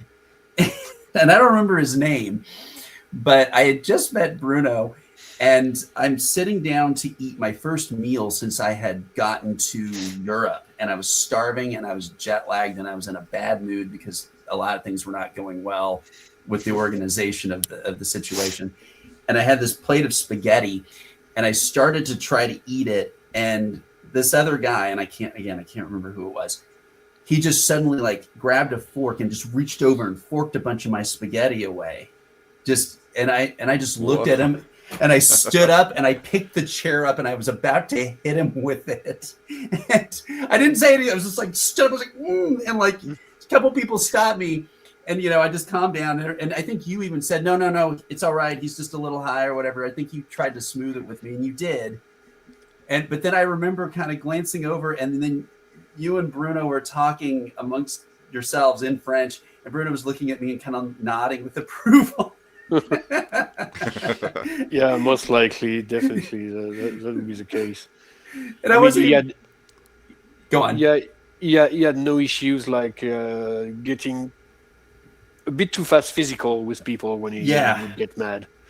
Yeah. That was always a good solution for him to go straight for the punch, and no need for discussion, Right. And didn't you told me a story where, I don't remember from what magazine it was, but you had a writer come and spend an evening with you and him in Paris. And then I think you told me, like, by the end of the night, you guys had gotten into fights, and he ran away from the scene or something like that. I think it was not for a magazine. It was a writer who was doing like books and essay about like music and theory about music. Okay. And the guy was like, "No, I don't like the whole atmosphere of how things were going." And I think he was expecting more of a theater, like something like a pretend to be, and we had lots of excess as well at that time. There was way too many alcohol then. Then it got worse, and it got better. Yeah. I just remember you said the end of the night ended up with you and Bruno like chain whipping some guy in the middle of the street. That was Bruno. Okay. We did that with his steel belt, and the kind of stuff like you would turn your head, you would hear a massive noise, and you watch back, the guy is like bleeding all over, and you just you don't look at things for 2 seconds, and it's already over. That was fucked up. Lots of many weird evening like that. I think I actually have it. I'm gonna hop up. We're talking about the famous metal belt. I actually have one of these, and you mind if I show it off? Sure. Okay. Just so you guys get a context. Oh, hold on a second. Sure. So violence was always exploding around the corners, which I guess what. I mean, like. Weird times and lots of tension with people. So those like the three chain altogether, right? Yeah, it's 3 motorcycle chains. This is not a joke. This thing Let me see if I can put you solo so everybody can really see this very well. This is the Parisian black metal special. It is 3 chains linked together, and it is heavy. You can see that it has very weight. Yeah. So journalist got a taste of that? That was not the journalist. That was another guy. Oh, gotcha. Okay. I'm sorry. I can't. I'm confusing some of the stories. Anyway, I'm really honored to own one of these because this outside of your scene, they don't exist really. So, I think in the US it's mostly the skinheads. having those. Yeah. Yeah. Punks and skinheads, maybe. Well, I remember seeing some at Maryland this fest. And Oh, those really? were like, yeah, The but thing not that's people attending, but people who oh. were outside on the parking lot. Oh, okay. Amazing. The thing that's great about this is I wore this when I was playing with Antaeus. I've worn it to some shows where I was not sure of how it was going to go. Because the best thing is when you're wearing it, it just looks like a belt, you know. But It then when does. you take it off and you double it over, you're going to take someone's teeth out easy. Jeez, yeah. So It's not easy to take the plane with it. I know. I always, since I have armor, you know, and spikes, and they're really brutal, I have to always check a bag anyway. So I just put it in with that, and it goes through no problem. But yeah, Yeah, it might be rough on a carry-on to get that past the gate. Yeah. Possible. Yeah. Like, but especially yeah, these days. I mean, I guess I would just restate again. It's like in my estimation, you know, Antaeus personified violence for black metal more than any other band I can really think of. I mean, there's a lot of intense bands. Sadistic execution, like Yes, yeah. we got lots of hate mail from Australia back then saying like, you're trying to be sadistic, but you're not. And I was like, Oh, well, we're both brutal bands, but mhm. totally different. They're more like doing weird stuff all around. So it was Yeah, completely different things. It'd be like to me, that's like accusing you of like trying to compare you like Mystifier or something. It's just two completely different ideas. I mean, you know? yeah. I'm sorry, sadistic that's just more like crazy. Mhm. Or, you know, I Yeah. mean, yes, it's violent, obviously, but I see you guys more on the violent spectrum, where they're more on the just insanity, Yeah. crazy spectrum of that, but still violent, obviously. But Yeah, to say you're ripping them off, to me, that's a stretch too. I don't. But Yeah. that's the thing with when we were getting reviews, like people were like dropping names, and I'd always be like, "Do we sound like them?" Because even if I do love sadistic intent Mhm. and sadistic execution, Yeah. Yeah, but both. yeah, Yeah. But I Yeah. don't think any is expressed through Antaeus. There is no influence there. Just don't like hear people were saying, we sounded like Torkops North from Impel Nazarene. I was like, we don't. I mean, like, where do you hear anything sounding like them? And I'd say it's closer. I'd say you're closer to Impaled Nazarene than to Sadistic Execution. I can agree with that because it's more grindy, I guess. But Yeah, yeah, that's but about still, they don't. Mm-mm. I always thought Antaeus was just original sounding myself. I couldn't like say, oh, they sound like, and I can't really think of a band where I could just go and say, you know, they sound like. exactly the same. Yeah, there's not a band I could really think of that would be obvious that they were an influence. Like, yeah, there's so many different background mixed.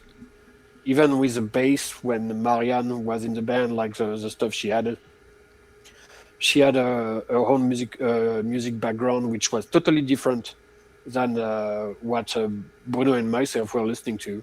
Mhm. So the whole combined made something, yeah, but only Antaeus, you know. Yeah, Yeah, totally. yeah, It's its own creature. Yeah, good term. yeah. It's definitely.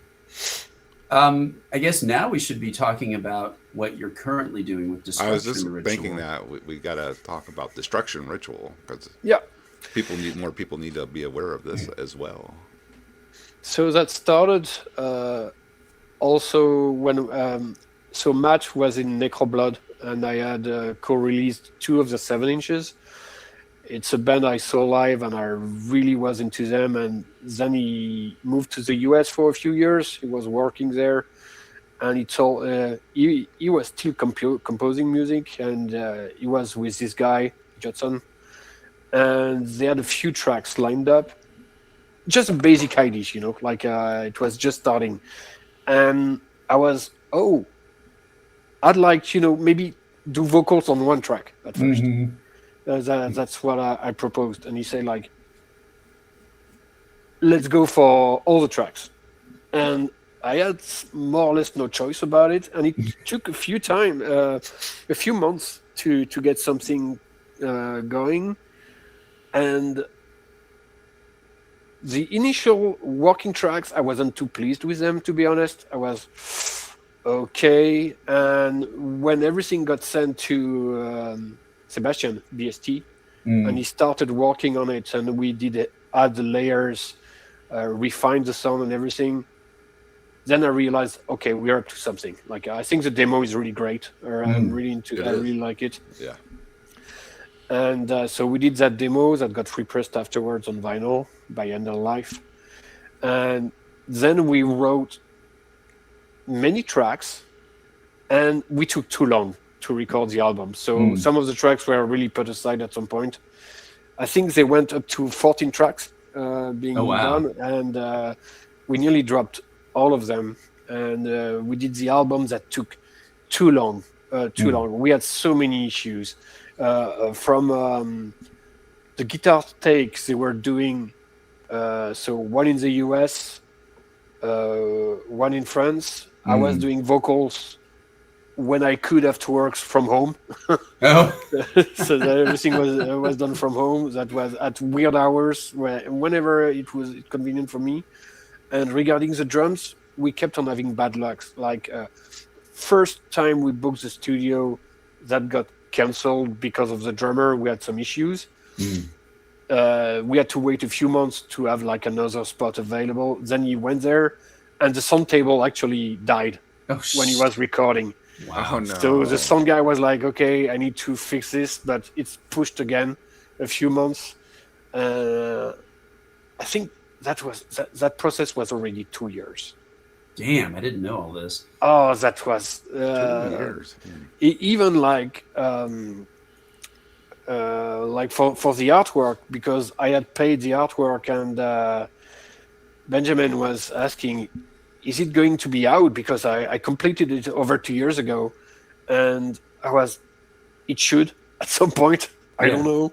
And so that got released, and it's been a year now. Well, maybe not. I lost track. Yet. I lost track of time, to be honest. I'm not really good with time anymore. And I always said we shouldn't be doing live, but Matt was pushing for it a lot. Oh, wow. Okay. He was like, okay, and I was telling him, we have one guy in the US, and we have to play with him, and it's going to be expensive. And he managed to make it happen. So we will be doing the first gig at the Winter Rising Festival at the end of the year. And the day after, we're heading to Arnhem in the Netherlands. Yeah. And we're going to be playing with Sanctus, Sanctum, the project from Xavier from Give. Yeah, Xavier. Yeah, Sanctus. Yeah, Sanctus. Wow. So we're going to be playing with Sanctus the day after. And those are the 2 gigs for this year. And apparently we have gigs planned for next year. Excellent. Which is insane to me to think so ahead. It's something that never happened with Antaeus or Aosoth, like over a year in advance. Yeah. Wow. I mean, it just proves, I think, that there's definitely some residual demand, if not for the bands themselves, but for your presence, to say nothing else, Matt is a good salesman, I guess, because he even managed to convince me, which wasn't like an easy thing. But we will never tour. Like, that's something I will never be able to do. I don't want to do. No. And I'm pretty sure I'm going to be hating on the gigs we are to do.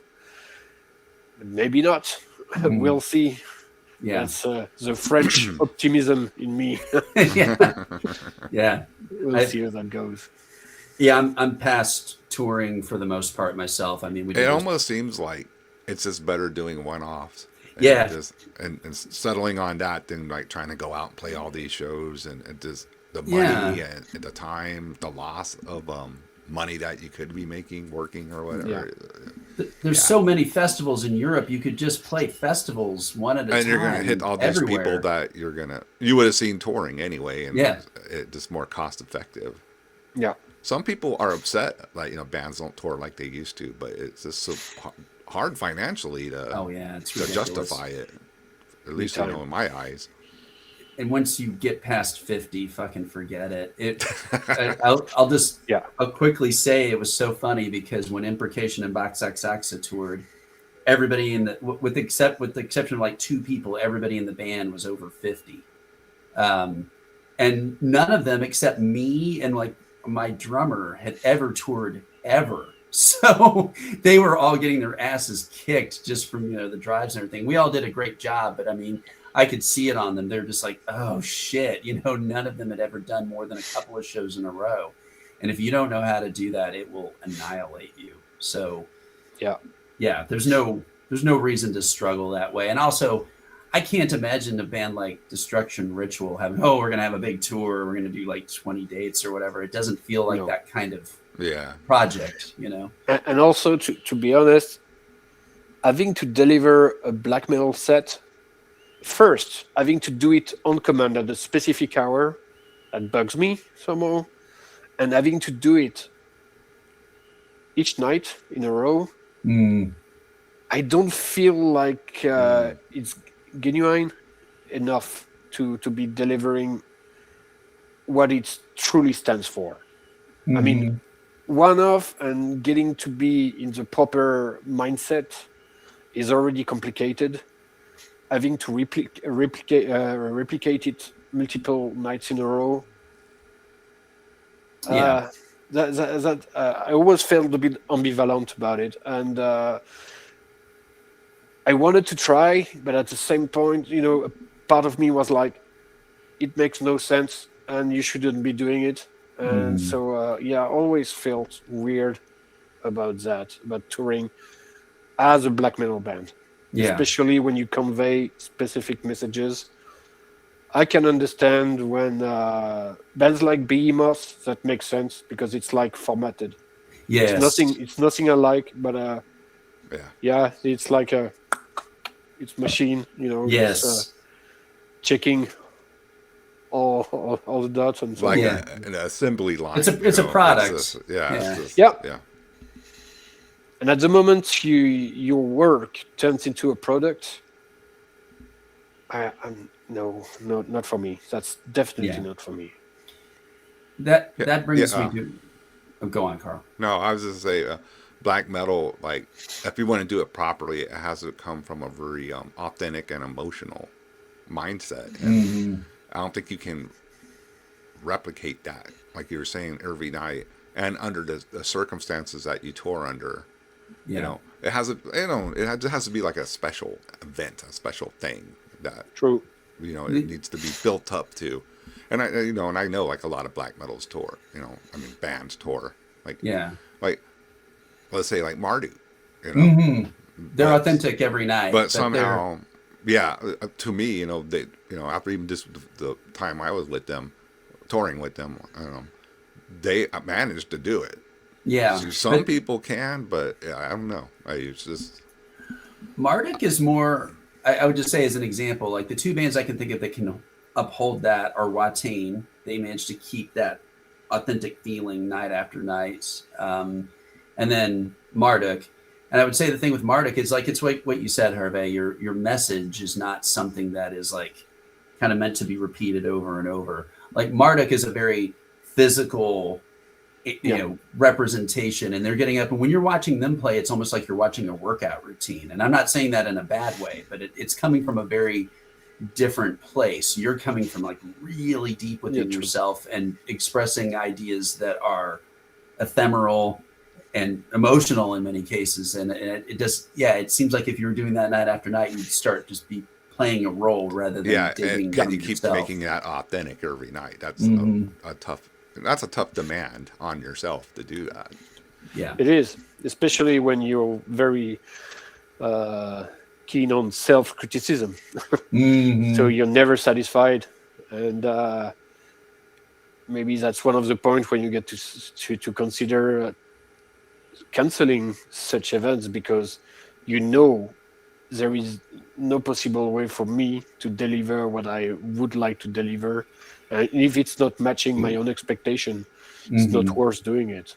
Yeah, that's integrity. That brings me to a question. Speaking of self-criticism, what would you say the Antaeus album you're most happy with would be? Blood libels.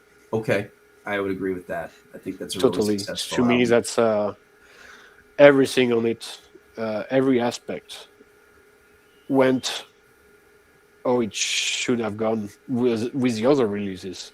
I mean, from the artwork, the process of the exchange we had with Val Noir, who was doing it, to the recording, to the drummer we had on this album, which was the best drummer we ever had.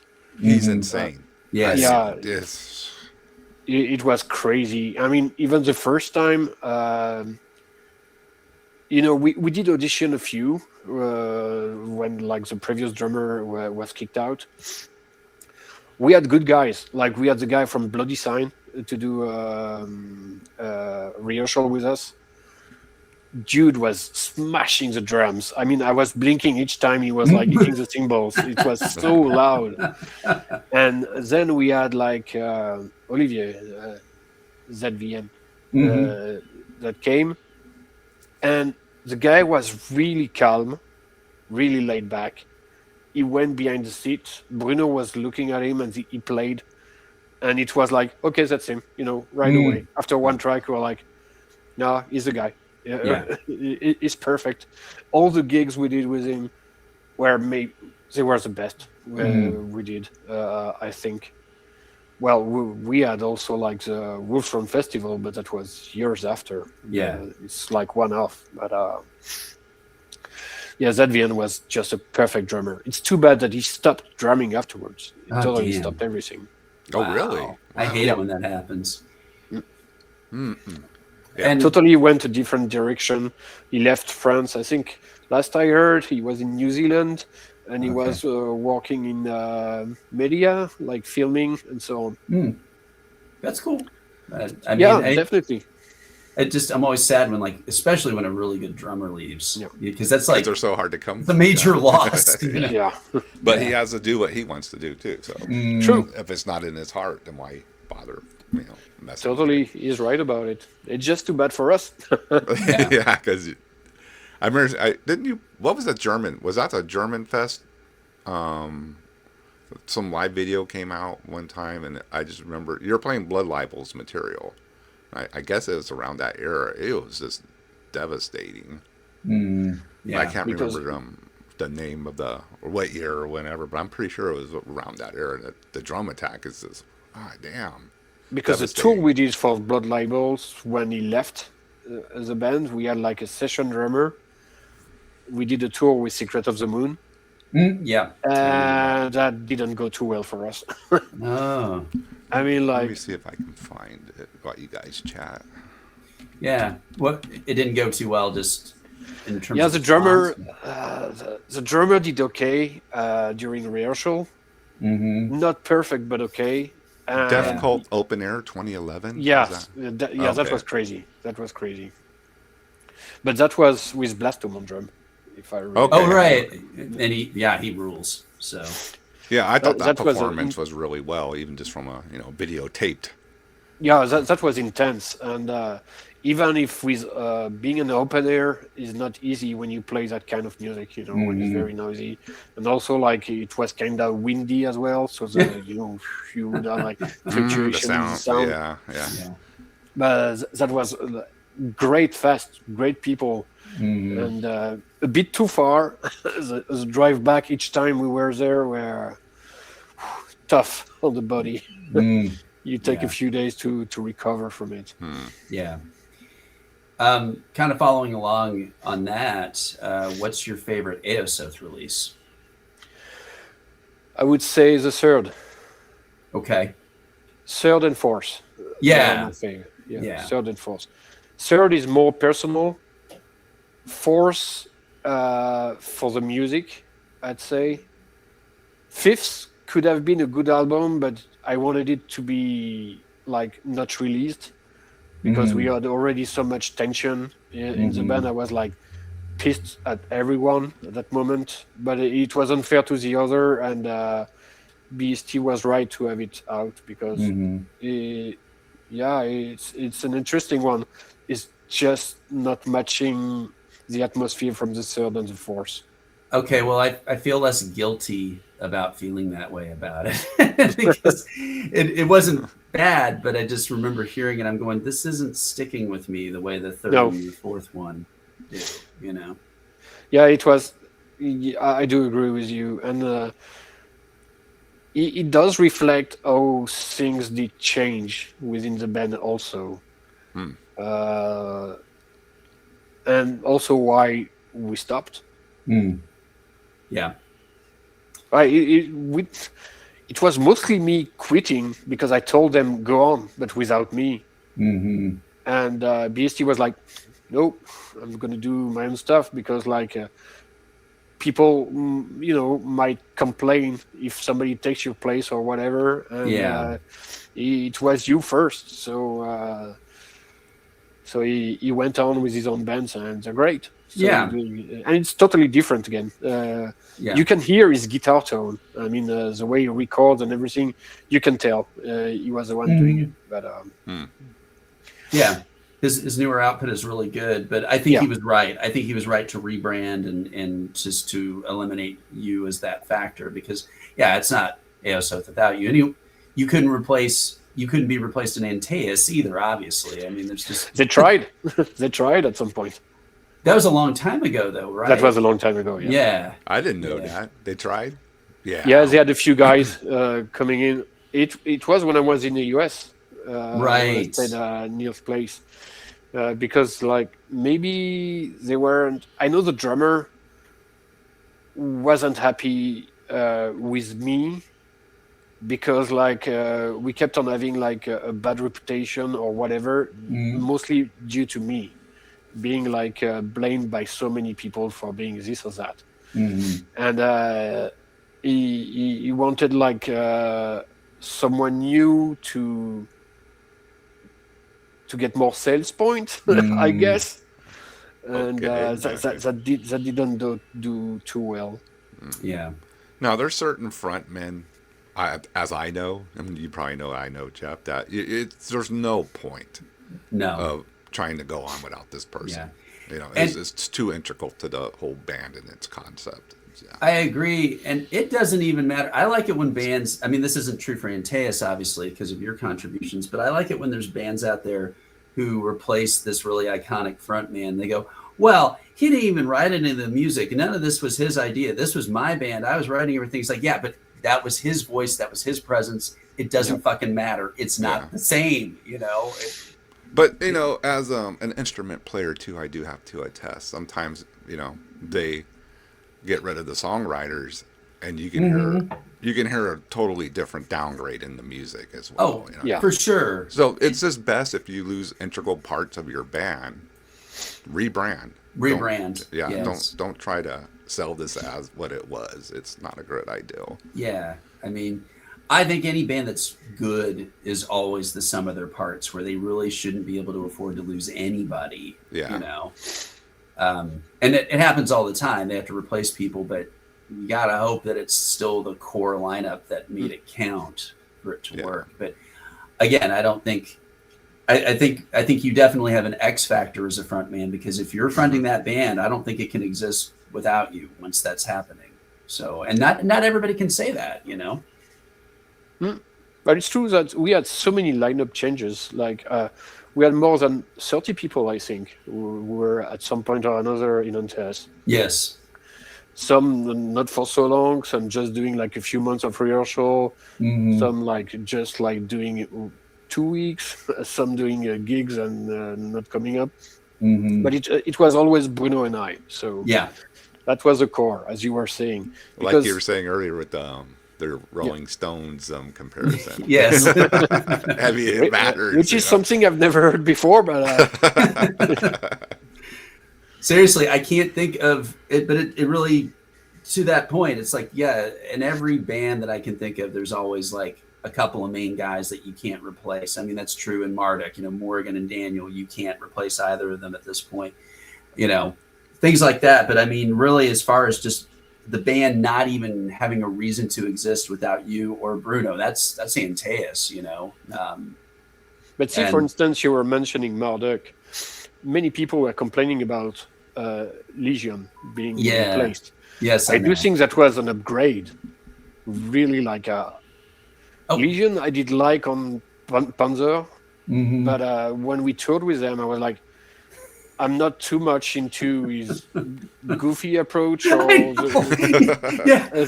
that was like some difficult for me. I didn't really understand what was going on. So when they got like Daniel on vocals, I was like, wow.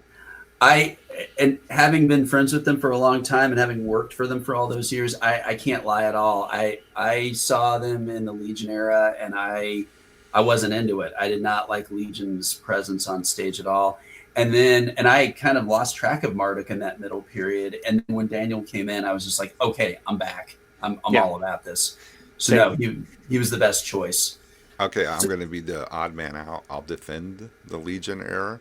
Because a lot of people love it. Yeah, a lot of people love it. But I'm going to go what you guys are saying with, some of it stage, especially towards the end of his time in the band, it got pretty cringy and goofy. And, which was not the case before. I mean, like... Right.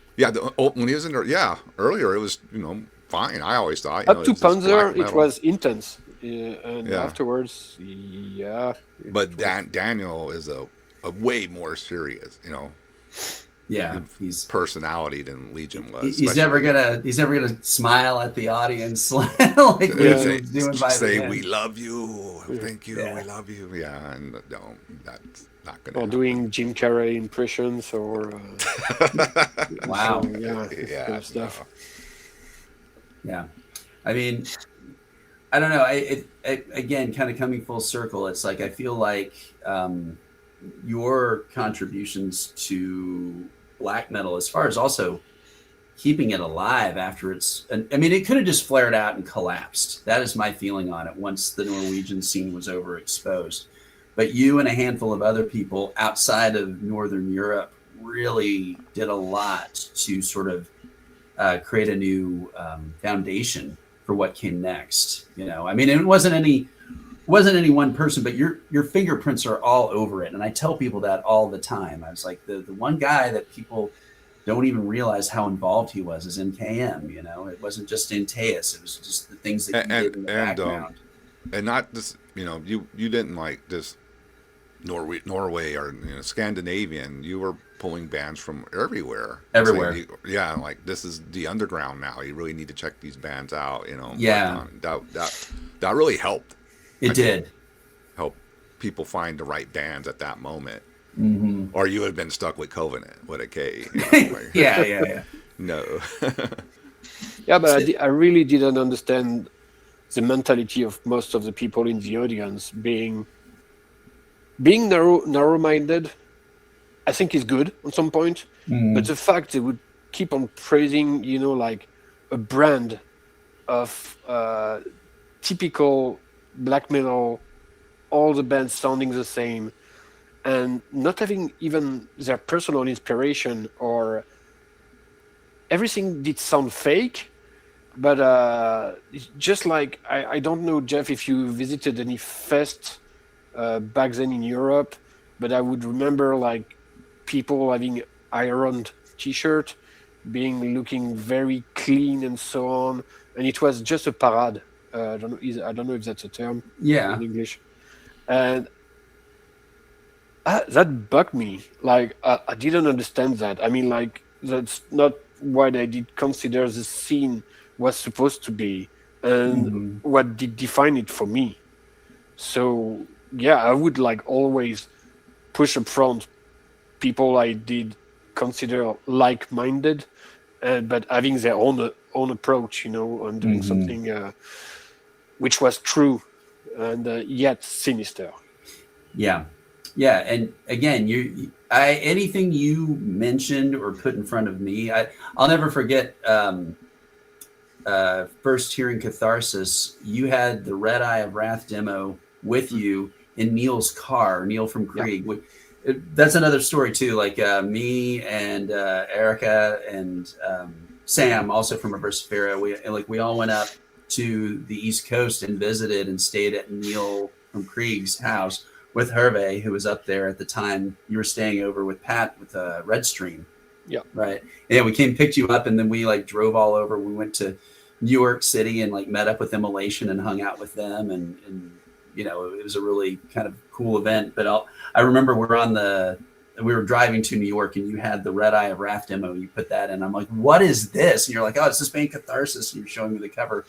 Anything you put in front of me, I was just all over it because I knew it was going to be good. Which is a weird experience to listen to Catharsis in a car with the engine, running, and considering the sound, which was already kind of terrible on the tape. It's something. Yeah, but yeah, that's what turned me on to that. You know, I mean, again, I think even if you, it's not like you were taking out ads or anything, but you mentioned it to a lot of the right people, who then mentioned it to more of the right people many, many times. And again, you know, you got so many of us in touch and familiar with each other. And I thought it was really brilliant the way it all came together. Like you were saying, it's like the bands weren't from any one place. It was like, okay, if they were like-minded, if they had that sinister quality that mattered, didn't matter if they were from Germany or from Sweden or from France or wherever, those dots all got connected and it coalesced into this whole different sort of ephemeral movement. It wasn't a national movement. It was just a movement of the mind. Like-minded individuals. Coming together. Yeah. Oh, the underground should be. Yes. That's how I perceived it. Like any other way was, I don't like the term, was untrue to me. Like, I didn't want to pay attention to the rest. And considering there were way too many, not getting my interest at all, to be honest. Yeah.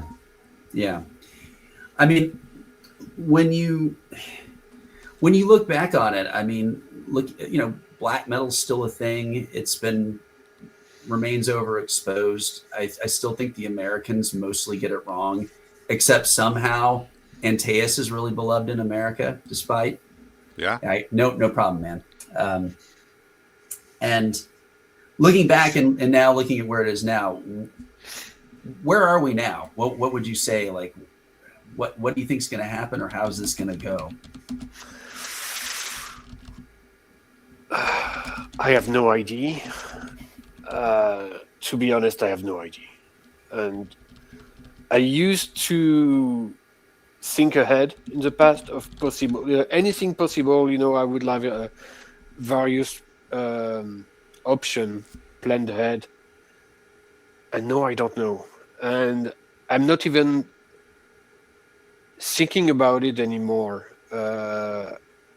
I'm just glad that I do know what matters and fulfill me as a listener, as a fan, or as an artist. I'm glad I know those. I'm glad I still have a few surprises coming from here or there, getting to discover new bands and turning into, a fan of newer stuff. I thought that wouldn't happen, especially with all the people around me that keeps on listening to the very, very same band for years, and are not even keen on giving a try to anything else. And they're stuck in what they consider the best moment. And it's possible they're right, but I'm still finding new stuff I support.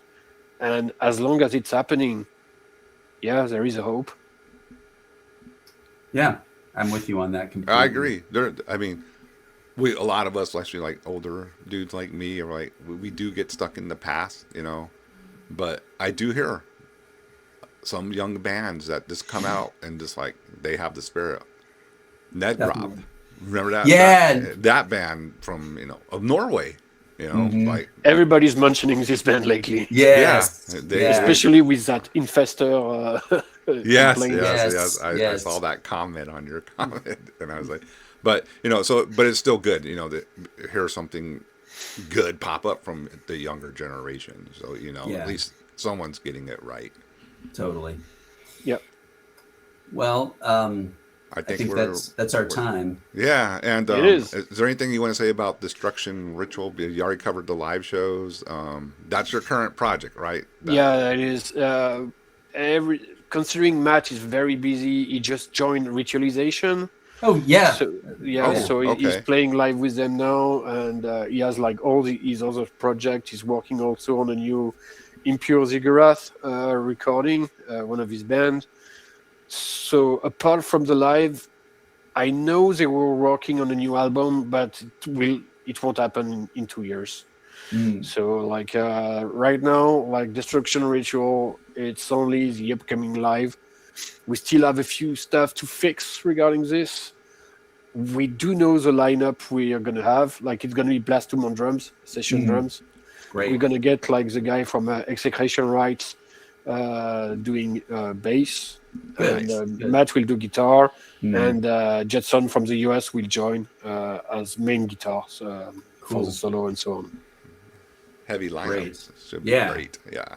Yeah, it should be Yeah. great. I'm curious to see, like, all of us are working, from home for now, and none of us have met yet.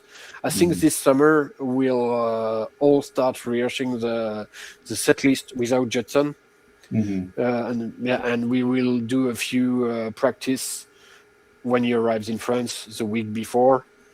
Hopefully it should go well, but I mean, like, as long as we have already the main guitar, the rhythm guitar, the bass, the drummer all together, I think the second guitar and the solos, that should be fine. He's a great guitar player, so that's all the spare time I'll be devoting outside work. This will be for these two events.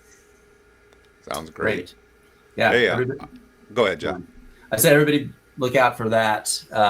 Pick up the Destruction Ritual, their current album, if you haven't Providence. already. Providence, yes. Yes, thanks. It's great. Go on, Thanks, Carl. you guys. Thanks for your time. Yeah, that's Thanks what I for the was opportunity.